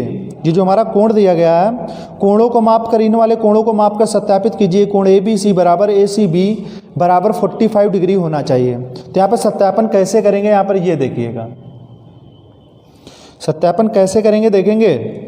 सत्यापन हमको ये मालूम होता है कि चूंकि दो समान भुजाओं के सामने के कोण बराबर होते हैं, ये जो दो समान यानी कि जब ये जो समद्विबाहु त्रिभुज होता है, यानी कि दो भुजाएं जब किसी की बराबर होंगी तो उसके जो सामने के कोण होते हैं भुजाओं के, इस भुजाओं के जो सम्मुख कोण यानी कि सामने के कोण होते हैं आपस में कैसे होते हैं, बराबर होते हैं। तो अतः जो कोण ए सी बी और कोण ए बी सी है वो क्या होगा, बराबर होगा। तो यहाँ पर देखिएगा, माना कोण ए बी सी हमने x माना और ए सी बी यानी कि इसको भी हमने x माना और इसको भी क्या माना, x। ये आपको जो हमने नीले पेन से लिखा है इसको आपको फिगर में नहीं आपको दिखाना है, केवल समझाने के लिए लिखा है। तो ये जो 3 कोणीय हो गया, वो एक कोण हमको मालूम है 90 डिग्री का है, तो त्रिभुज के तीनों कोणों का योग कितना लिखेंगे, फार्मूला 180 अंश। त्रिभुज के तीनों कोण यानी कि A B C, A C B, C A B बराबर 180 अंश, ये हमारे कोण है। ए बी सी कौन सा है, ये देखिएगा ए बी सी यानी कि ये वाला कोण। फिर ए सी बी, तो ए सी बी ये वाला कोण है हमारा, और सी ए बी ये 90 डिग्री वाला कोण है। तो यहाँ पर इसको हमने x माना, इसको x माना, इसका मान क्या रख देंगे 90 डिग्री, बराबर क्या हो जाएगा 180 अंश। तो x जुड़ जाएगा तो 2x प्लस 90 डिग्री बराबर क्या हो जाएगा 180 अंश। तो 2x बराबर क्या हो जाएगा, ये 180 अंश, ये प्लस का 90 इधर माइनस का 90 हो जाएगा। तो 2x बराबर क्या आ जाएगा 90, 2x बराबर 90 हो जाएगा। अब इसके बाद तो x बराबर 2x बराबर जब 90 हुआ तो x बराबर कितना होगा, देखिएगा 2x बराबर 90 हुआ तो x बराबर, तो ये 2 से कट जाएगा, 2 एक कम 2, 2 से कटेगा, 2 चक्कू 8, 2 5 15, 2 पंचे 10, तो ये 45 डिग्री। तो x का मान कितना आ जाएगा 45 डिग्री। जब x का मान 45 आया तो x, इसको भी हमने x माना था, इसको भी हमने x माना था, तो अतः कोण ए बी सी बराबर कोण ए सी बी कितना हो जाएगा 45 डिग्री हो जाएगा। तो ये सत्यापन करके हमको बताना था कि 45 डिग्री होंगे कि नहीं होंगे। क्यों, क्योंकि ये 90 डिग्री त्रिभुज के तीनों कोणों का योग होता है 180 अंश। यहाँ पर एक कोण हमको 90 डिग्री दिया गया है और शेष 2 कोण यानी कि 90 डिग्री ही तो बचे, और ये 2 कोण आपस में कैसे होंगे, बराबर होंगे। तो 2 से जब भाग करेंगे तो ये 45 डिग्री निकल के आ जाएगा। तो ये आपका हो जाता है प्रश्न नंबर 3, यानी कि प्रश्न नंबर 5 आपका पूरा हो जाता है। अब इसके बाद देखेंगे 6वां प्रश्न। अगला प्रश्न देखेंगे 6वां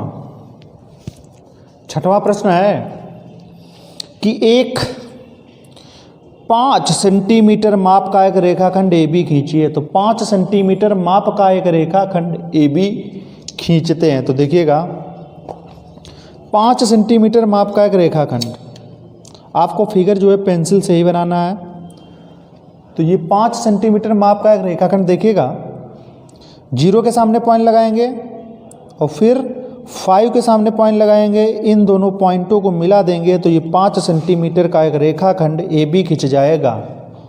5 सेंटीमीटर माप का रेखाखंड ए बी, 5 सेंटीमीटर, इसको मानेंगे ए और इसको क्या मानेंगे बी मानेंगे। तो 5 सेंटीमीटर माप का एक रेखाखंड खींचा। इसके बाद में प्रश्न में क्या कह रहा है, बिंदु ए और बी पर क्रमशः, यानी कि बिंदु ए पर जो है 60 डिग्री और बिंदु बी पर 120 के कोणों की रचना पटरी और प्रकार की सहायता से कीजिए।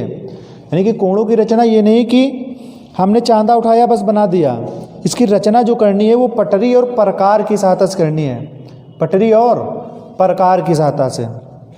तो यहाँ पर देखेंगे बिंदु ए पर 60 अंश की रचना कैसे करते हैं।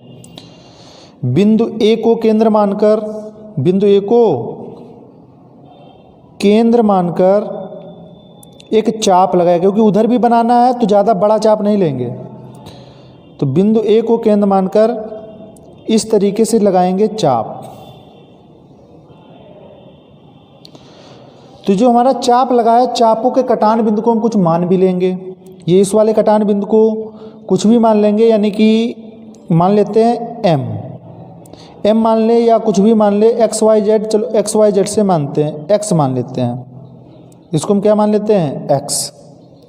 दूरी हमारी यही रहनी चाहिए, ये जो पहला चाप लगेगा वही हमारा 60 डिग्री का चाप होगा, दूरी यही। तो ये जो एंगल बनेगा हमारा, ये जो कटान बिंदु होगा, इसको मान लेते हैं वाई, वाई। तो ए से वाई यानी कि ए बिंदु और वाई बिंदु से मिलाते हुए एक हम ये रेखा खींच लेंगे।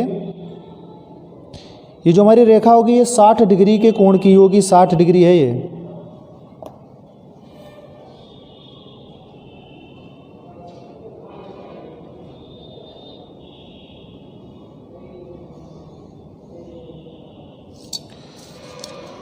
ये हमारी जो रेखा होगी वो होगी 60 डिग्री की।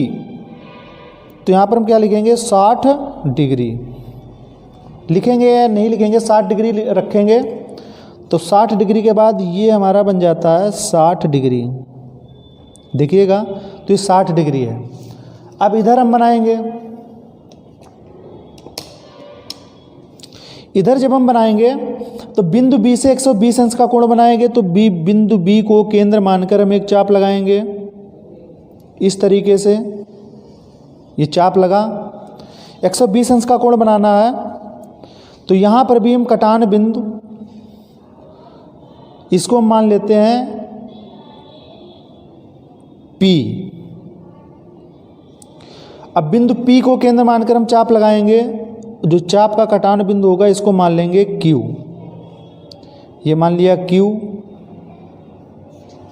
एक और चाप लगाएंगे क्योंकि हमको 120 अंश का कोण बनाना है, तो ये हमारा 60 डिग्री का कोण होगा। तो इसमें एक और लाइन खींचेंगे तो ये हमारा बन जाएगा 120 डिग्री का कोण, और इसको हम मान लेंगे R। तो ये हमारा हो जाएगा PQR। तब बिंदु B और R को हम क्या करेंगे, मिला देंगे, बिंदु B से R को मिला देंगे।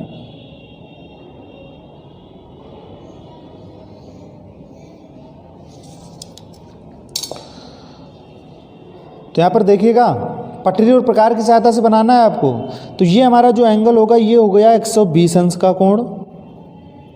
ये जो एंगल है नापने पे कितना आया था, 60 डिग्री का कोण।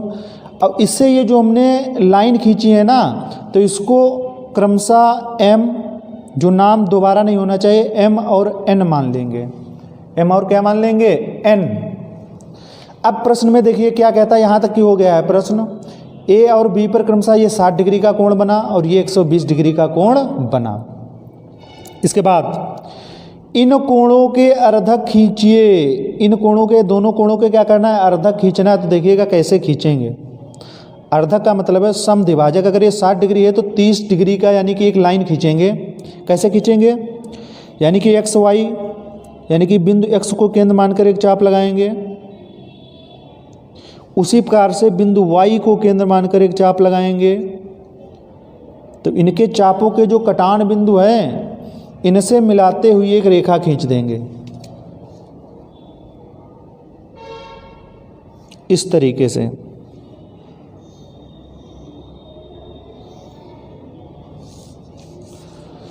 अब इसके बाद हम इस यानी कि 120 का हम समद्विभाजक करेंगे या अर्धक करेंगे। तो बिंदु R को केंद्र मानकर एक चाप लगाएंगे, बिंदु R। तो कुछ इस तरीके से लगेगा। यहाँ से कटेगा कि नहीं कटेगा, नहीं कटेगा। तो हम थोड़ा सा घटा बढ़ा लेते हैं। तो यहाँ पर देखिएगा इस तरीके से हमने चाप लगाया।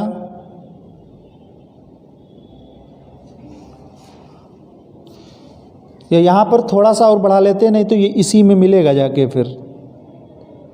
तो इसको हटाते हैं, थोड़ा छोटा सा फिगर है ना, तो हम इसको थोड़ा सा और बड़ा कर लेते हैं। जरूरी नहीं कि इसके नीचे ही कटे, ऊपर काट देंगे। तो बिंदु आर को केंद्र मानकर ये चाप लगाया, बिंदु पी को केंद्र मानकर ये चाप लगाया। वैसे जो हम चाप लगाएंगे वैसे अगर यहीं पे लगाते तो मिलता नहीं, फिर यहाँ पे ज़्यादा घिचपिच हो जाता, तो बड़ा कर दिया है। तो बी से इसको हम पॉइंट को मिलाएंगे इन चापों के कटान बिंदु को।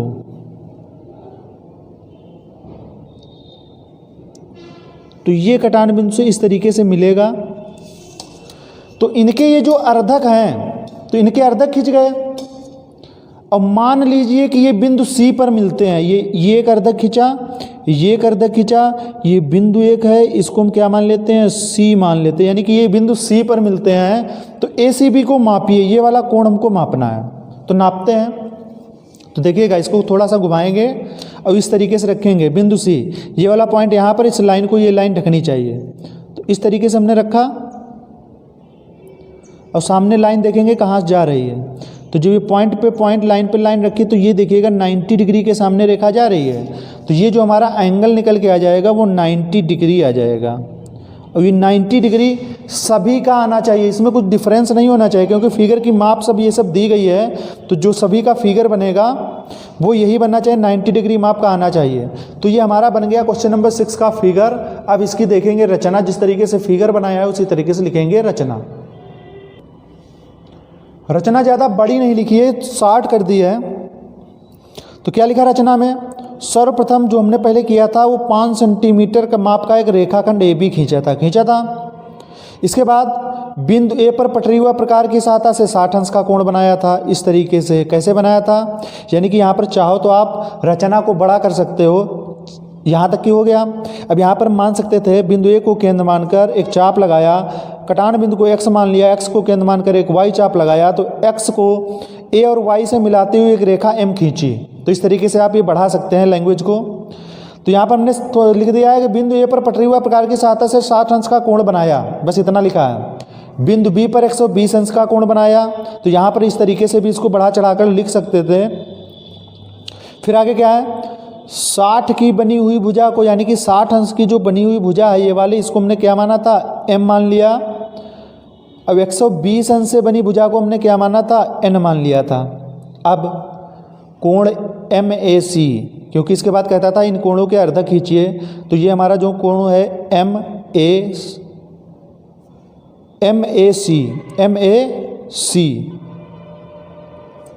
का अर्धक किया। तो MAC नहीं होगा, MAB का अर्धक किया, MAB का अर्धक किया। तो यहाँ पर हो जाएगा MAB का, इस वाले कोण का अर्धक किया था ना XY को केंद्र मानकर, इस तरीके से अर्धक किया। इसके बाद में ABN का अर्धक किया, ABN यानी कि इस वाले कोण का अर्धक किया था। अर्धकों के कटान बिंदु को C मान लिया, इसको कटान बिंदु को क्या मान लिया, C मान लिया। तो ये C बिंदु पर मिलते हैं, यहाँ तक कि हो गए। ACB को मापिए। तो अतः नापने पर, यानी कि मापने पर ACB बराबर कितना आया था, 90 डिग्री आया था। और 90 डिग्री सभी का आना चाहिए। तो ये हो जाता है आपका प्रश्न नंबर 6। अगला प्रश्न देखेंगे 7वां। प्रश्न में क्या कहता है उसी तरीके से करेंगे। किसी त्रिज्या का एक वृत्त खींचिए। तो सबसे पहले कोई भी त्रिज्या, प्रकार को चाहे जितना फैला लें, तो जितना बड़ा रखेंगे आपका फिगर उतना ही अच्छा बनेगा। तो किसी भी त्रिज्या का एक वृत्त खींचिए। तो ये हम खींच रहे हैं वृत्त, किसी भी त्रिज्या का एक वृत्त खींचिए। किसी भी त्रिज्या का क्या खींचना है, वृत्त। तो हमने रखा प्रकार की नोक और ये हमने बना दिया वृत्त। वृत्त जहाँ से चलना चाहिए, यानी कि जहाँ से ये बनेगा पेंसिल, वहीं पे समाप्त होना चाहिए। ये हमारा बन गया किसी भी त्रिज्या का एक वृत्त। किसी भी त्रिज्या का एक वृत्त बनने के बाद, किसी भी त्रिज्या का एक वृत्त बनने के बाद, इसमें प्रश्न में और कहता है कि इसमें दो जीवाएं PQ और QR लीजिए, PQ और QR। यानी कि जैसे हमने ये जीवा, वृत्त के परिधि के किन्हीं दो बिंदुओं को मिलाने वाली रेखा जो होता है, रेखाखंड होता है, वो जीवा कहलाता है। तो ये हमने बना ली जीवा। किस तरीके से,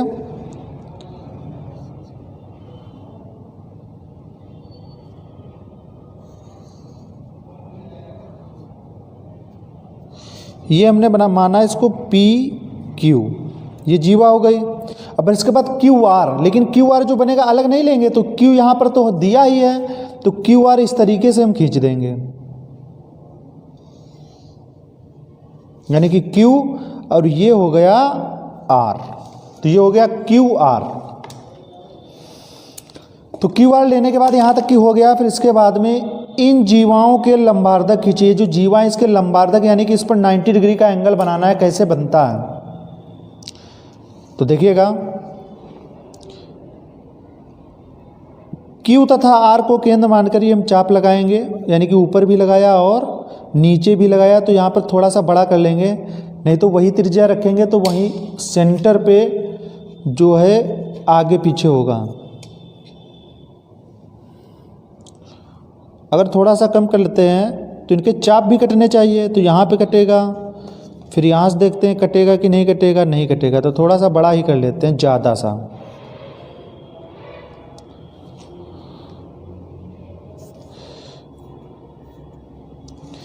Q तथा R लंबार्धक करेंगे तो इसको, यानी कि Q तथा R बिंदुओं से एक बार ऊपर चाप लगाएंगे, इसी प्रकार से Q तथा R बिंदुओं से एक बार नीचे भी चाप लगाएंगे, और इनके जो चापों के कटान बिंदु हैं इनको हम आपस में क्या करेंगे, मिला देंगे। जब मिलाएंगे ना तो ये हमारा बन जाएगा क्या, ये हमारा बन जाएगा लंबार्धक, यानी कि जिस तरीके से कहता है इन जीवाओं के लंबार्धक खींचिए, तो ये इसका बन जाएगा लंबार्धक।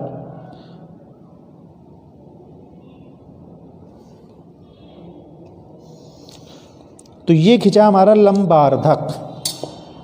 तो लंबार्धक का मतलब है ये भुजा क्यू आर पर 90 डिग्री का एंगल बना रही है, तो यही लंबार्धक होता है। जैसे हमने ये वाला किया है वैसे पी क्यू को भी करेंगे। पी क्यू को केंद्र मानकर, यानी कि सबसे पहले हमने ऊपर चाप लगाया, उसी प्रकार से हम नीचे भी चाप लगाएंगे,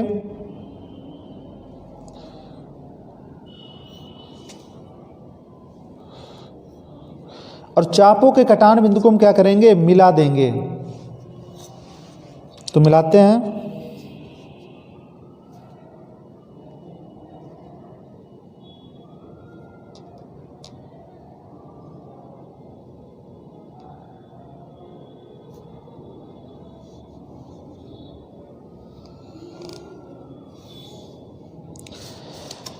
चापों के कटान बिंदु को मिला दिया, और चापों को कटान बिंदु मिलाने के बाद यहाँ पर देखिएगा प्रश्न में क्या कहता है, लंबार्धक खींचे, खींच गए, इनके प्रतिच्छेदन बिंदु C, प्रतिच्छेदन बिंदु यानी कि ये जो हम कह रहे हैं, ये जो रेखाखंड यानी कि जो हमने लंबार्धक खींचे इनका प्रतिच्छेदन बिंदु, यानी कि ये जो है प्रतिच्छेदन बिंदु है, इसको हम क्या मान लेते हैं, C मान लेते हैं, क्योंकि प्रतिच्छेदन बिंदु C से, प्रतिच्छेदन बिंदु C मानना पड़ेगा हमको, C से पी क्यू आर को मिलाइए, यानी कि C से पहले P को मिलाना है, C से पहले क्या बनाना है, P को, C से P को इस तरीके से मिलाएंगे, C से P को मिलाएंगे, फिर C से P हुआ, फिर C से Q को मिलाएंगे, ये हमारा है Q, फिर R को भी मिलाएंगे, किससे, C से ही, C से किसको मिलाएंगे, R को मिलाएंगे। तो ये हमारी आकृति बनके तैयार होती है। अब क्या कहता है, R को मिलाइए और रचना द्वारा सत्यापित कीजिए कि बिंदु C वृत्त का केंद्र है, यानी कि C वृत्त का केंद्र है कि नहीं है। यानी कि जिस तरीके से, जैसे मान लीजिए हम कोई वृत्त बनाते हैं, कोई क्या बनाते हैं, जब हम वृत्त बनाते हैं तो इनकी त्रिज्याएं क्या होती हैं, समान होती हैं। तो इस तरीके से हमारी, जैसे यहाँ पर C है, यहाँ पर P है, और यहाँ पे क्या है, Q है, फिर इधर क्या है, R है। तो अगर ये त्रिज्याएं समान हैं तो C ही हमारा वृत्त का केंद्र होगा, क्योंकि त्रिज्या जैसे हमने PQ त्रिज्या ली, तो इस तरीके से चारों तरफ यानी कि त्रिज्याएं समान होती हैं, यानी कि वृत्त के केंद्र से परिधि के बीच की दूरी जो होती है वो क्या होती है, समान होती है। तो वृत्त का केंद्र हमारा तभी होगा जब ये त्रिज्याएं क्या होंगी, समान होंगी। तो यहाँ पर देखिएगा CR कितने सेंटीमीटर है, क्योंकि हमको तभी तो हम साबित कर पाएंगे, यानी कि तभी तो सत्यापित कर पाएंगे कि C वृत्त का केंद्र है जब त्रिज्याएं समान होंगी तब। तो यहाँ से देखते हैं तो ये निकल के आता है आपका 3.8, 3.8। पी क्यू भी कितनी आएगी, पी क्यू भी जो होगी वो 3.8 के बराबर ही आएगी, ये 8 के बराबर है। तो वैसे इधर भी हमारा पी सी कितना है, 3.8 ही है, 3.8, यानी कि ये जीरो से चला, यहाँ पर 8 4 से पीछे है ना 2 पॉइंट, तो 3.8। तो यहाँ पर देखिएगा, अब यहाँ पर हम देखेंगे इसकी रचना, यानी कि फिगर तो बन गया है, फिगर के बाद रचना देखेंगे इसकी, हम क्या लिखेंगे, जिस तरीके से फिगर बनाया उसी तरीके से रचना लिखते हैं। तो रचना को ज़्यादा बड़ा नहीं किया, वैसे चाहते तो ये नाम जो है बहुत लिखकर फिर बड़ा कर सकते थे, लेकिन नहीं, छोटी सी लिखेंगे। सर्वप्रथम किसी भी त्रिज्या का एक वृत्त खींचा, तो आप बड़ा करना चाहें तो बड़ा कर सकते हैं। सर्वप्रथम किसी भी त्रिज्या का एक वृत्त खींचा था, वृत्त की दो जीवाएं पी क्यू तथा क्यू आर, ये पी क्यू और क्यू आर खींची थी। जीवाओं के लंबार्धक करने पर ये हमने लंबार्धक किए थे, एक रेखा ये लंबार्धक में गई, एक ये गई। ये दूसरे को सी बिंदु पर काटते हैं, तो हमने कटान बिंदु को क्या मान लिया था, सी। फिर सी को पी क्यू आर से मिलाया, क्यू फिर आर से क्या किया, मिलाया। तो नापने पर सी पी बराबर सी क्यू बराबर सी आर, ये तीनों त्रिज्याएं कैसी हैं, बराबर हैं।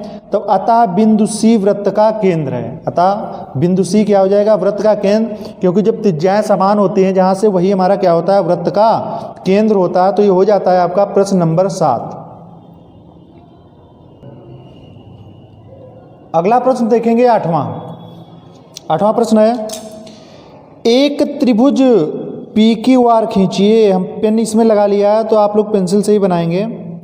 तो एक त्रिभुज पी क्यू आर खींचिए, तो इसमें हमको कोई भी नाप नहीं दी गई है, तो पी क्यू आर त्रिभुज खींच लेते हैं। तो देखिएगा किस प्रकार से खींचेंगे। ये हमने रखी पटरी, जितना बड़ा फिगर होगा उतना अच्छा बनेगा और साफ बनेगा।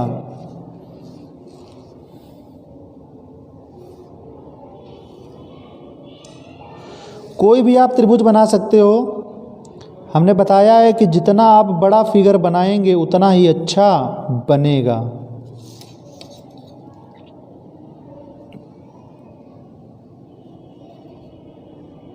तो ये हमने बना लिया त्रिभुज पी क्यू आर, तो इसको हम मान लेंगे P, इसको क्या मान लेंगे Q, और इसको हम क्या मान लेंगे R।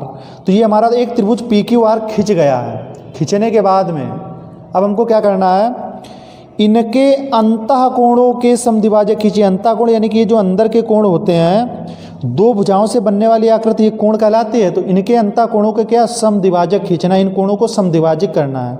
तो सबसे पहले क्या करेंगे, सबसे पहले P बिंदु से, तो इसको थोड़ा सा कापी को इसी प्रकार से जैसे हम घुमाते हैं, आप घुमाते रहेंगे। तो बिंदु P को केंद्र मानकर एक हम चाप लगाएंगे इस तरीके से। बिंदु P को केंद्र मानकर एक चाप लगाया, और कटान बिंदु को क्या मान लेंगे, x और y। तो इस फिगर को ऐसे सीधा रखेंगे, यहाँ पर x, यहाँ पर क्या हो जाएगा y। तो x और y मान लेंगे।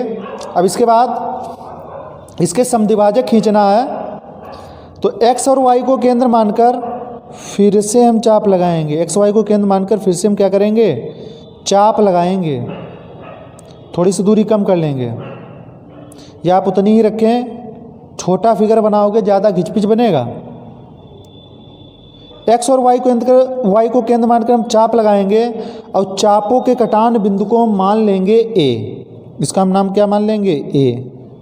अब फिर P से A को मिला देंगे, P से A को मिला देंगे इस तरीके से। अब जो कार्य हमने P बिंदु पर किया है वही Q पर करेंगे, फिर R पर करेंगे। तो Q को केंद्र मानकर एक चाप लगाएंगे, कटान बिंदु को M तथा N मान लेंगे, इसको मान लेंगे M, इसको मान लिया N। तो फिर MN को केंद्र मानकर एक चाप लगाएंगे, तो MN को केंद्र माना हमने, ये लगाया चाप। चापों के कटान बिंदु को हम मान लेंगे B। चापों के कटान बिंदु को क्या मान लेंगे, B मान लेंगे। और फिर Q को B से मिला देंगे, मिलाते हुए इसी तरीके से लाइन खींच देंगे, ये खींचिए। अब उसी प्रकार से हम आर पर भी यही कार्य करेंगे। तो आर को केंद्र मानकर एक चाप लगाएंगे। चापों के कटान बिंदु को आई तथा जे कुछ भी मान सकते हैं, तो आई तथा जे मान लेंगे। फिर आई जे को केंद्र मानकर चाप लगाएंगे। तो ये जब चाप लगता है तो ये कोण जो भी होता है उसका हो जाता है अर्धक। इसके बाद इस कटान बिंदु को हम मान लेंगे सी। सी मानने के बाद आर को सी वाले बिंदु से मिला देंगे। आर को सी वाले बिंदु से मिला देंगे।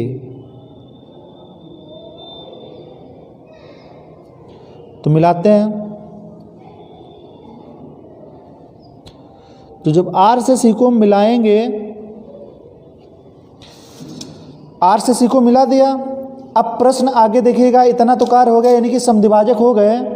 अब ये पूछा ये हमसे जा रहा है कि क्या इनके अर्धक, यानी कि ये जो अर्धक किए गए हैं एक ही बिंदु पर मिलते हैं। तो यहाँ पर देखिएगा ये अर्धक यानी कि क्यू बी, पी ए और सी आर, ये तीनों अर्धक कहाँ पर मिल रहे हैं? एक ही बिंदु पर मिल रहे हैं। तो ये आपका हो जाता है फिगर। फिगर के बाद में हम देखेंगे इसकी रचना। रचना जो है ज़्यादा बड़ी नहीं लिखी है, तो आप इसको बड़ा कर सकते हो, जैसे ही हमने किया था।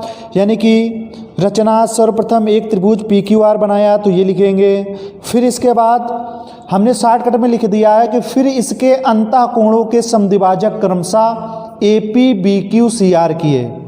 यानी कि ये वाले समद्विभाजक ए पी का मतलब है ये पी ए वाली, पी ए और क्यू बी और आर सी, ये समद्विभाजक है ना, इसके समद्विभाजक किए। तो शॉर्टकट में लिख लिया है। तो आप चाहो तो इस तरीके से लिख सकते हैं। बिंदु P को केंद्र मानकर चाप लगाया, कटान बिंदु को x तथा y मान लिया, तो x y का समद्विभाजक किया, कटान बिंदु को y मान लिया और P से मिलाकर, यानी कि P को A से मिला दिया। उसी प्रकार से Q का कार्य यही लिखते, फिर R से यही कार्य लिखते। फिर इसके बाद अतः इनके अर्धक जब अर्धक किए हैं एक ही बिंदु O पर मिलते हैं। एक ही बिंदु कहाँ मिलते हैं? O, इसका नाम दे देते हैं O पर मिलते हैं, क्योंकि यही तो पूछा जा रहा है कि क्या इनके अर्धक एक ही बिंदु पर मिलते हैं। तो लिख देंगे अतः यहाँ इनके अर्धक एक ही बिंदु पर मिलते हैं। तो अतः के यहाँ पर हम क्या कर देंगे? हाँ कर देंगे। तो अतः हटा देंगे, तो यहाँ पर लिख देंगे हाँ इनके अर्धक एक ही बिंदु O पर मिलते हैं। तो ये हो जाता है आपका प्रश्न नंबर 8। अगला प्रश्न है 9वां। एक त्रिभुज ABC खींचिए, कोई भी नाप नहीं दी गई है, तो त्रिभुज ABC खींचना है। तो ABC कोणों के अर्धक किए थे, तो बड़ी बड़ी भुजाएं खींची थी। यहाँ पर भुजाओं के अर्धक करने, तो ज़्यादा बड़ी भुजा लेने की जरूरत नहीं है।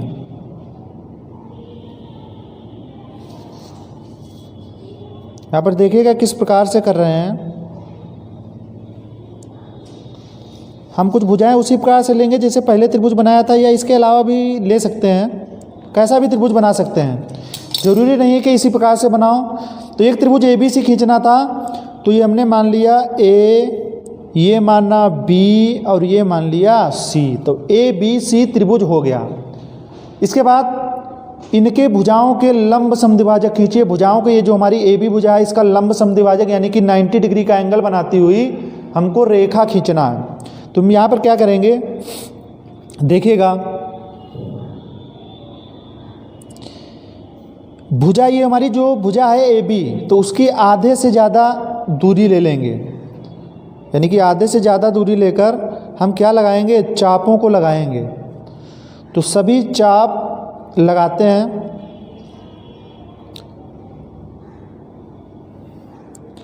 तो सबसे पहले हमने ये चाप लगाया। बिंदु AB को केंद्र मानकर इस प्रकार से हम चाप लगाएंगे।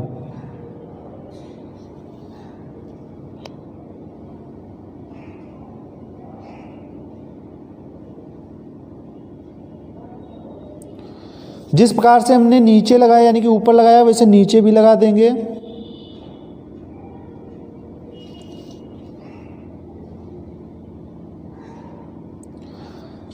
और चापों के कटान बिंदु को हम P और Q मान लेंगे। इसका नाम P, इसका नाम Q, और P से Q को मिला देंगे। P से Q को मिला देंगे। बहुत धीरे से और बहुत आराम से मिलाना है, क्योंकि ये जो मिलाने का कार्य है ये बिंदु से अलग ना होके जाए। तो ये हमने मिला दिया इसको। अब यही कार्य हमने ए बी, अब बी सी का करेंगे, बी सी। तो यहाँ पर देखिएगा इतनी जो भी भुजा दी गई है इसकी हम आधे से ज़्यादा दूरी ले लेंगे। ये हमने ले ली आधे से ज़्यादा दूरी।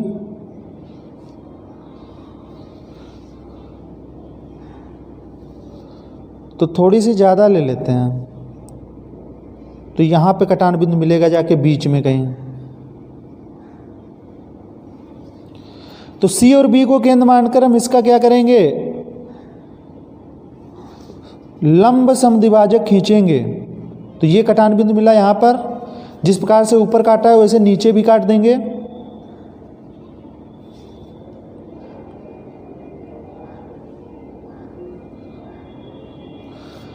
पहले हमने पी क्यू माना था, पी क्यू। अब की बार मान लेंगे हम आर और एस, इसको मान लेते हैं आर, इसको क्या मान लेंगे, एस मान लेंगे, और आर एस को मिला देंगे। आर एस को क्या करेंगे, मिला देंगे।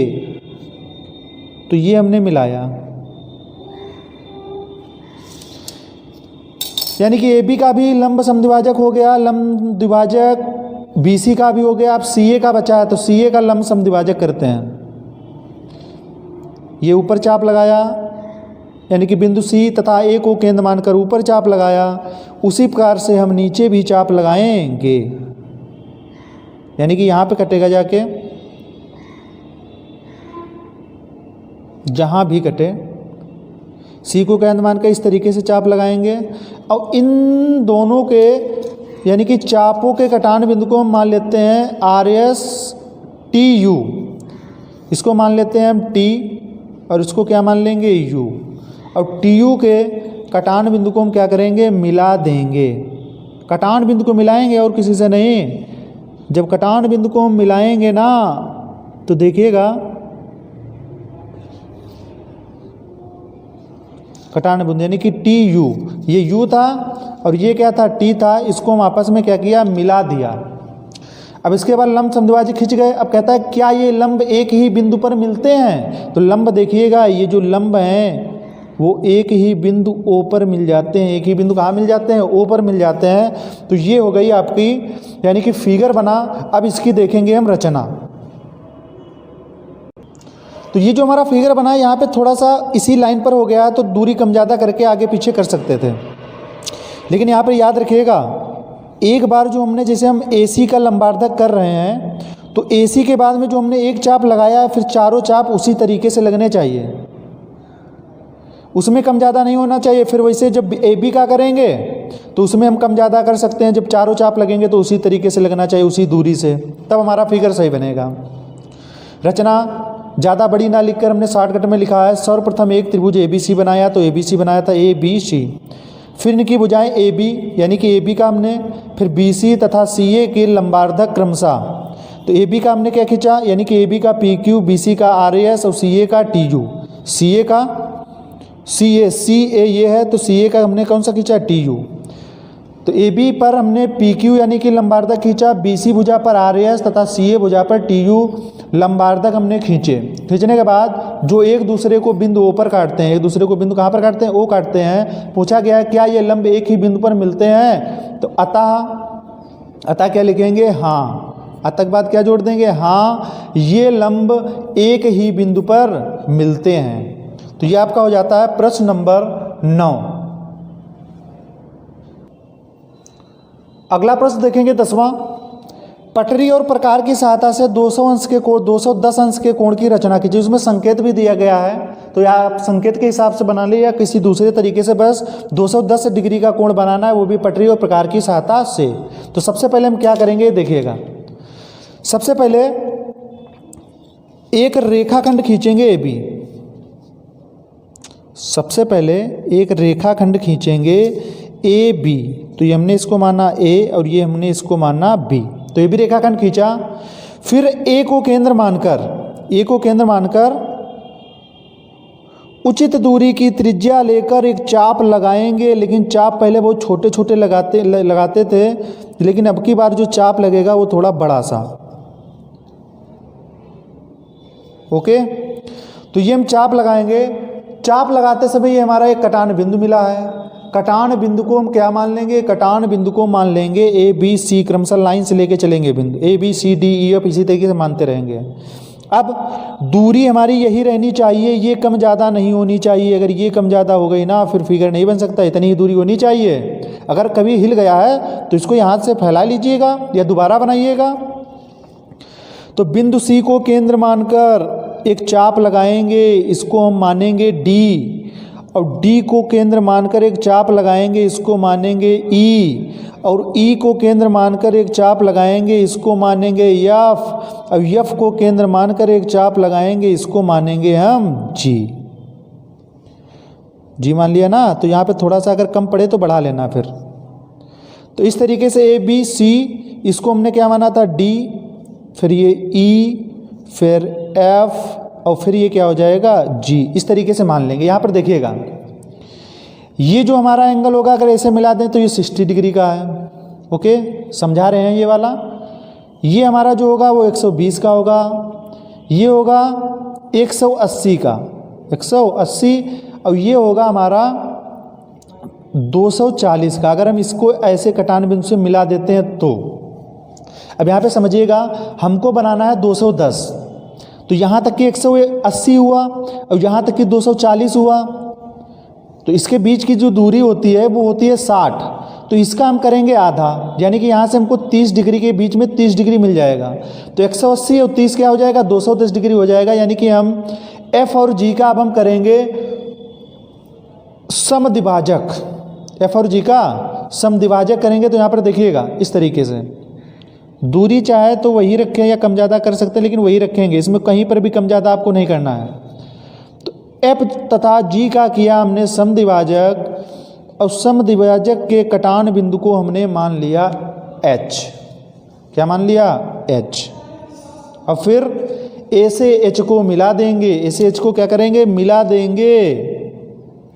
जब ए से एच को मिलाएंगे ना तो यही हमारा जो एंगल होगा वो 210 डिग्री का एंगल होगा।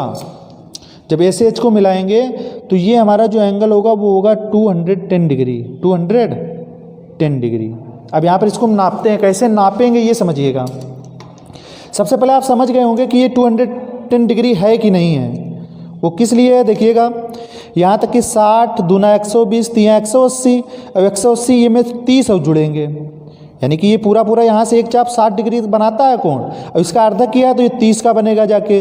तो 180 डिग्री में जब हम 30 जोड़ेंगे तो 0 8 3 11 के एक हासिल एक एक कितना हो जाएगा? 2, तो 210 डिग्री बन जाएगा कि नहीं? जब 210 डिग्री बन जाएगा तो ये हमारा बस हो गया 210 डिग्री। अच्छा, यहाँ पर इसको हम नापेंगे ये हमारा सही है कि गलत। तो जब भी 180 डिग्री से ज़्यादा का एंगल दिया होता है तो हम क्या करते हैं? हमेशा इसके पीछे वाला नापते हैं। पीछे वाला किस प्रकार से नापेंगे? यहाँ पर देखिएगा। तो इस प्रकार से हम रखेंगे चांदा बिंदु ए पर, और लाइन पे लाइन होनी चाहिए, और लाइन पे जब लाइन होगी ना तो यहाँ पर देखिएगा ये जो हमारा एंगल बन रहा है यहाँ से लेकर यहाँ तक, ये हमारा नीचे वाले देखेंगे 150 डिग्री का। ये नीचे वाला जो एंगल है वो 150 डिग्री का एंगल है। जो पूरा पूरा एंगल होता है वो होता है 360 डिग्री का। और अगर हम इन दोनों को आपस में घटा दें तो 210 डिग्री मिल जाएगा। कैसे? 0 0 गया 0, 6 से 5 गया 1, 3 में से 1 गया 2, तो 210 डिग्री, यानी कि ये वाला जो है हमारे 210 डिग्री के कोण की रचना हो गई है। अब देखेंगे इसकी रचना।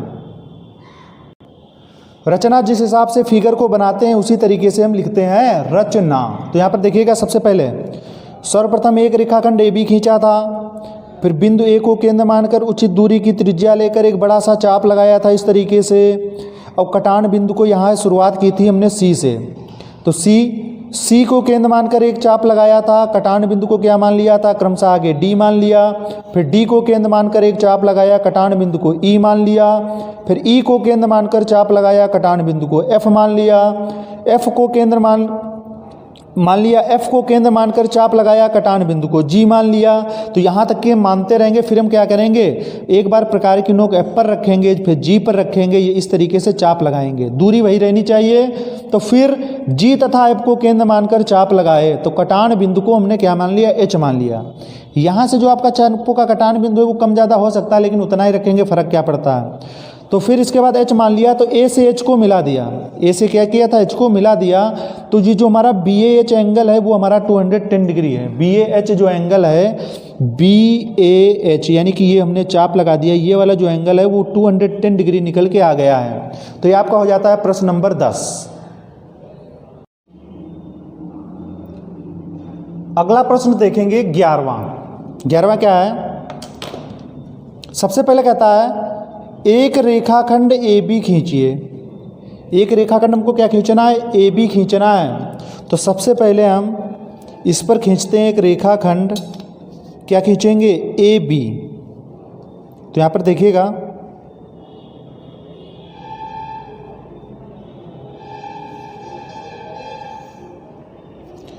ये खिंच गया हमारा रेखाखंड A और B। AB रेखाखंड खिंचा। फिर क्या है इसके बाद में लिखा है AB के बाहर कोई बिंदु O लीजिए। AB के बाहर कोई बिंदु क्या लीजिए, O लीजिए।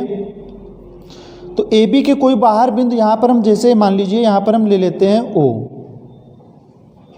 ये हमने बिंदु क्या ले लिया, O ले लिया।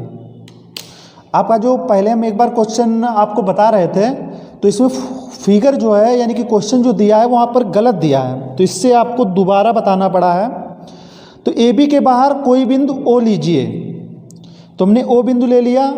फिर ये जो हमारी लाइन है कि O से होकर जाने वाली AB के समांतर रेखा PQ बाद में खींचिए। फिर यहाँ पर ये वाली लाइन ये आपकी पहली होनी चाहिए थी, यानी कि एक रेखाखंड AB खींचिए, AB के बाहर कोई बिंदु O लीजिए और O को बिंदु B से मिलाइए। ये वाली जो लाइन यहाँ पर ये जो है ये आपका होना चाहिए यहाँ पर, इस लाइन पर।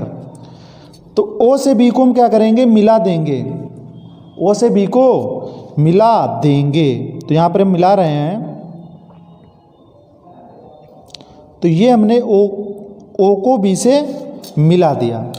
मिलाने के बाद अब क्या कहता है प्रश्न में, O से B को मिलाइए। तो ये होने के बाद अब ये होगा O से होकर जाने वाली AB के समांतर रेखा PQ खींचिए। O से होकर जाने वाली यानी कि AB है, तो AB के जब समांतर रेखा खींचेगी तो कुछ इस तरीके से खींचेगी, लेकिन ये O से होकर जाए ऐसी हमको रेखा खींचना है। तो यहाँ पर देखिएगा क्या करेंगे। तो बिंदु B को केंद्र मानकर हम लगाएंगे चाप। बिंदु B को केंद्र मानकर इस तरीके से चाप लगाया। चापों के कटान बिंदु को, चाप एक कम ज़्यादा नहीं होना चाहिए, हर बार में जहाँ पर चाप लगेगा इसी तरीके से लगेगा। तो इसको हम मानेंगे x मान लेते हैं और इसको क्या मान लेंगे, y मान लेंगे। उसी प्रकार से O थोड़ा सा घुमाएंगे, इसके बाईं तरफ जो है बिंदु O को केंद्र मानकर एक चाप लगाएंगे। हम बिंदु O को केंद्र मानकर चाप लगाएंगे। चापों के जो कटान बिंदु है इसको हम M और N मान लेंगे, यानी कि M और N कैसे मानेंगे, यहाँ पर देखिएगा M को केंद्र मानकर इस तरीके से चाप लगेगा, लेकिन लगेगा कितना दूरी, यानी कि XY वाली त्रिज्या लेकर। XY की त्रिज्या लेकर यहाँ पर देखिएगा ये XY की त्रिज्या लेकर बिंदु M को केंद्र मानकर हम ये चाप लगाएंगे। क्या लगाएंगे, चाप। चापों का जो कटान बिंदु है इसको हम मान लेंगे N। इसको क्या मानेंगे, N। और O और N को मिला देंगे। O और N को क्या करेंगे, मिला देंगे। ये इसी के समांतर रेखा हो जाएगी। किसके समांतर, यानी कि AB के समांतर रेखा हो जाएगी। बिंदु O से यानी कि हमको रेखा खींचनी थी किसके समांतर, AB के समांतर एक रेखा PQ खींचनी थी जो O से होकर जाए, तो ये समांतर रेखा हो जाएगी। क्यों, समांतर रेखाओं के बीच की दूरी समान होती है। तो यहाँ पर देखिएगा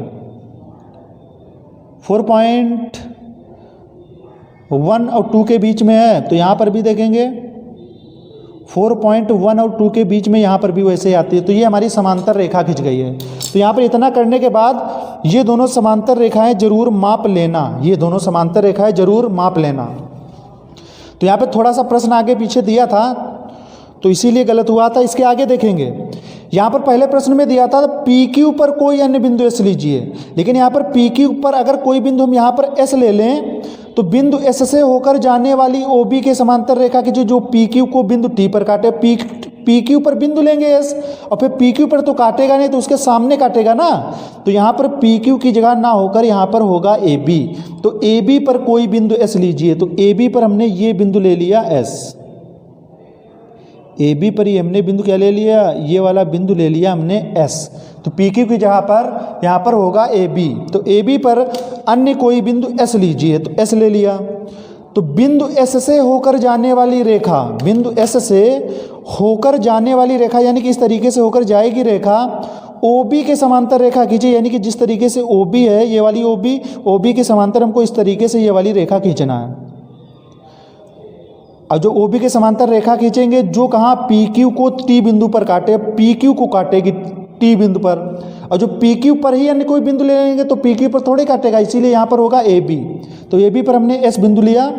अब इससे हमको समांतर रेखा यानी कि ओ बी के समांतर रेखा खींचना है, ए बी के समांतर रेखा खींचना है। तो जो कहाँ से होकर जाए, यानी कि ओ बी के समांतर होनी जानी चाहिए, साथ में यहाँ पर पी क्यू पर मिलनी चाहिए टी बिंदु से। तो यहाँ पर हम क्या करेंगे, अब यहाँ पर ध्यान रखिएगा, जो चाप लगेगा वो वाला एक्स और बी का ही चाप लगेगा। इस तरीके से वाला जो चाप नाप लेंगे, तो बिंदु एस को केंद्र मानकर, बिंदु एस को केंद्र मानकर एक चाप लगाएंगे। बिंदु एस को केंद्र मानकर क्या लगाएंगे, एक लगाएंगे हम चाप। ये वाला प्रकार वाला, ये वाला कम हो जाना चाहिए था, ये वाला कम ज़्यादा कर सकते हैं ये वाली दूरी, लेकिन एक्स वाई वाली दूरी जो है सेम रहनी चाहिए। अब एक्स वाई का जो चाप है वो वाला चाप ले लेंगे हम, एक्स वाई का चाप ये है। तो बिंदु ए को यानी कि यहाँ पर थोड़ा सा हम पहले कम ही कर लेते हैं, ज़्यादा बड़ा नहीं लेंगे, बिंदु ए से कम पर चलना चाहिए। तो यहाँ पर हम क्या करेंगे, बिंदु एस को केंद्र मानकर ये वाले इतना बड़ा नहीं लेंगे, थोड़ा सा छोटा ले लेंगे, क्योंकि ये भी अलग रहेगा। तो इस तरीके से चाप लगाया। चाप लगाने के बाद ये जो चाप लगेगा, ये एक्स वाई ये सेम रहना चाहिए। एक्स वाई की जो त्रिज्या है वो एक्स वाई वाली त्रिज्या यहाँ पर भी होनी चाहिए, और यहाँ पर भी बिंदु ए को केंद्र मानकर एक्स वाई त्रिज्या लेकर इस तरीके से हम लगाएंगे, क्या चाप लगाएंगे। और चापों के कटान बिंदु को हम क्या मानेंगे, चापों के कटान बिंदु को हम मान लेंगे यहाँ पर। अगर यहाँ पर फिर से देखते हैं, अगर यही वाली दूरी लेकर लगाएंगे तो कहाँ लगेगा, जब यही वाली दूरी लेकर लगाएंगे तो इस तरीके से लगेगा। फिर इसका जो कटान बिंदु होगा वो कहाँ पे लगेगा, फिर लगेगा यहाँ पे वाई पे, यानी कि ये लगेगा यहाँ पर। तो थोड़ा सा गड़बड़ होगा, तो यानी कि दूरी हमको वही रखना पड़ेगा, कम ज़्यादा नहीं रखनी है। यहाँ पे कम ज़्यादा आप नहीं कर सकते हैं। तो यहाँ पर हम क्या करेंगे, ये जो चाप लगेगा एक्स वाई, ये चाप सेम, बिंदु ओ से जो चाप लगाया था ये भी सेम होना चाहिए, ये भी क्या होना चाहिए, सेम होना चाहिए, और बी वाला भी सेम होना चाहिए इस तरीके से। वैसे जो हमारा एस वाला जो लगेगा ये भी क्या होना चाहिए, वही सेम होना चाहिए, भले ही ये ऐसे होकर जाता है। तो ये हम लगाएंगे चाप। जब चाप लगाने के बाद में अब एक्स वाई वाला जो चाप था, एक्स वाई की दूरी लेकर, वो हमारा एम एन से भी यही चाप होना चाहिए और ए बी से भी यही चाप होना चाहिए। तो ये हमने लगाया चाप। जब चाप लगाया, कटान बिंदु को हम क्या मान लेंगे, कुछ भी मान लेंगे, इसको हम आई मान लेते हैं और इसको क्या मान लेंगे, हम जे मान लेंगे। अब क्या करेंगे, एस और जे को आपस में यानी कि मिलाते हुई एक क्या खींचेंगे, एक रेखाखंड इस तरीके से खींचेंगे जो जे से होता हुआ जाए। तो इस तरीके से ये समांतर रेखा हो जाएगी, भी देखेंगे। तो बिंदु एस से होकर जाने वाली ओ बी के समांतर रेखा खींचिए। तो ये ओ बी के समांतर यानी कि ये रेखा और ये रेखा समांतर हो गई। जो पी क्यू को बिंदु टी पर काटे, जो पी क्यू को बिंदु यहाँ पर किस पर काट रही है, टी बिंदु पर काट रही है। तो समांतर रेखाओं के इन युग्मों में कौन सी आकृति बनती है, तो यहाँ पर देखा था, इसको नाप के देखा था, समांतर था। अब एक और बचा है, तो इसको भी नाप कर देख लीजिएगा ये समांतर है कि नहीं है। तो समांतर का मतलब होता है दोनों के बीच की दूरी समान। तो जैसे टी ओ के देखेंगे दूरी टी ओ, तो यहाँ पे 4.9 के सामने है, 4.9। तो यहाँ पर भी देखेंगे 4.9 के ही सामने है, यानी कि बीच की दूरी ऐसे नहीं कर सकते हैं। तो एस और बी के बीच की दूरी देख लेंगे, 4.9 के आसपास है या 5 है तो 4.9 या 5 इस तरीके से आ जाएगी। तो ये भी यानी कि ये पी क्यू के समांतर ए बी होनी चाहिए और टी एस के समांतर क्यू ओ बी होनी चाहिए। अब कहता है समांतर रेखाओं के इन युग्मों में कौन सी आकृत बनती है, तो समांतर रेखाओं के इन युग्मों में जो है ये हमारी जो आकृत है एस बी ओ टी ये समांतर चतुर्भुज की बनती है। तो इस प्रकार से हमारा ये फिगर बनेगा। समांतर रेखाओं को ध्यान में रखते हुए ये जो हमारे यहाँ पर याद रखेंगे जो बिंदु बी से ये जो चाप लगा है, बिंदु ओ से भी वही चाप, बिंदु एस से भी वही चाप, ये जो चाप की दूरी एक्स वाई है तो बिंदु एम से भी यही चाप और बिंदु ए से भी यही वाले चाप की दूरी होनी चाहिए, तब हमारा फिगर बनेगा। ये थोड़ा सा कठिन है। तो यहाँ पर अब देखिएगा रचना। तो देखेंगे रचना। सबसे पहली बात क्वेश्चन इसलिए कठिन हो जाता है कि ये क्वेश्चन आपका जो दिया था वो गलत दिया गया था। तो जिस तरीके से हमने बताया है कि प्रश्न आपका इस तरीके से होगा कि एक रेखाखंड ए बी खींचिए, ए बी के बाहर कोई बिंदु ओ लीजिए, ओ को बिंदु बी से मिलाइए, फिर ओ से होकर जाने वाली ए बी की समांतर रेखा पी क्यू खींचिए, रेखा पी क्यू की जगह पर ए बी पर कोई अन्य बिंदु एस लीजिए, बाकी सब आगे सेम वैसे ही रहेगा। तो बाकी आगे सब सही है। तो आगे देखिएगा रचना। सबसे पहले हमने क्या किया था, सर्वप्रथम एक रेखाखंड ए बी खींचा था, ये हमने ए बी खींचा, फिर ए बी के बाहर कोई बिंदु ओ लिया, ए बी के बाहर कोई बिंदु ओ लिया था, ओ से बी को मिलाया था, ओ से बी को मिलाया था, ए बी के समांतर रेखा पी क्यू खींची। बाकी हमने ये नहीं लिखा बी को केंद्र मानकर ऐसे चाप लगाया ऐसे चाप लगाया, तो बस ए बी के समांतर रेखा हमने पी क्यू खींच दी थी। कैसे खींची थी ये आपको बताया गया है फिगर से। आप चाहो तो ये जो हमारी रचना है इसको बढ़ा के लिख सकते हो जैसे आपने किया है। तो रेखाखंड ए बी पर कोई अन्य बिंदु एस लिया था, ए बी पर हमने एस बिंदु लिया था, यानी कि ये समांतर रेखा ये वाला कार्य, ये सब करने के बाद बिंदु एस पर कोण ए बी ओ के बराबर कोण बनाती हुई रेखा खींची। बिंदु एस पर यानी कि ये जो हमारा ए बी ओ ये जो हमारे इसके बराबर जो कोण बनाया है, तो इस पर हमने बराबर कोण बनाती हुई ये रेखा खींची थी जो पी क्यू को टी बिंदु पर काटती है, जो पी क्यू को टी बिंदु पर काटती है। तो आगे क्या है, एस टी को फिर मिला दिया था, तो जो कि ओ बी के समांतर है ये रेखा, यानी कि ओ बी के समांतर है कौन, एस टी, और ए बी के समांतर होनी चाहिए पी क्यू, ये जरूर होना चाहिए। इस प्रकार समांतर रेखाओं के द्वारा, समांतर रेखाओं, ये भी समांतर ये भी समांतर, तो समांतर रेखाओं के द्वारा जो आकृत बनेगी S B O T, S B O T, ये जो आकृत बनेगी समांतर रेखाओं के द्वारा समांतर चतुर्भुज की आकृत बनती है। समांतर रेखाओं के युग्मों में कौन सी आकृत बनती है, तो समांतर चतुर्भुज की आकृत बनती है। तो इस क्वेश्चन नंबर 11 के साथ आपकी इकाई तथा साथ में अभ्यास, दक्षता अभ्यास भी समाप्त हो जाती है और इकाई भी समाप्त हो जाती है। तो अगर ये वीडियो हमारा अच्छा लगा हो तो हमारे चैनल को सब्सक्राइब कीजिए, लाइक शेयर और कमेंट करना बिल्कुल ना भूलिए।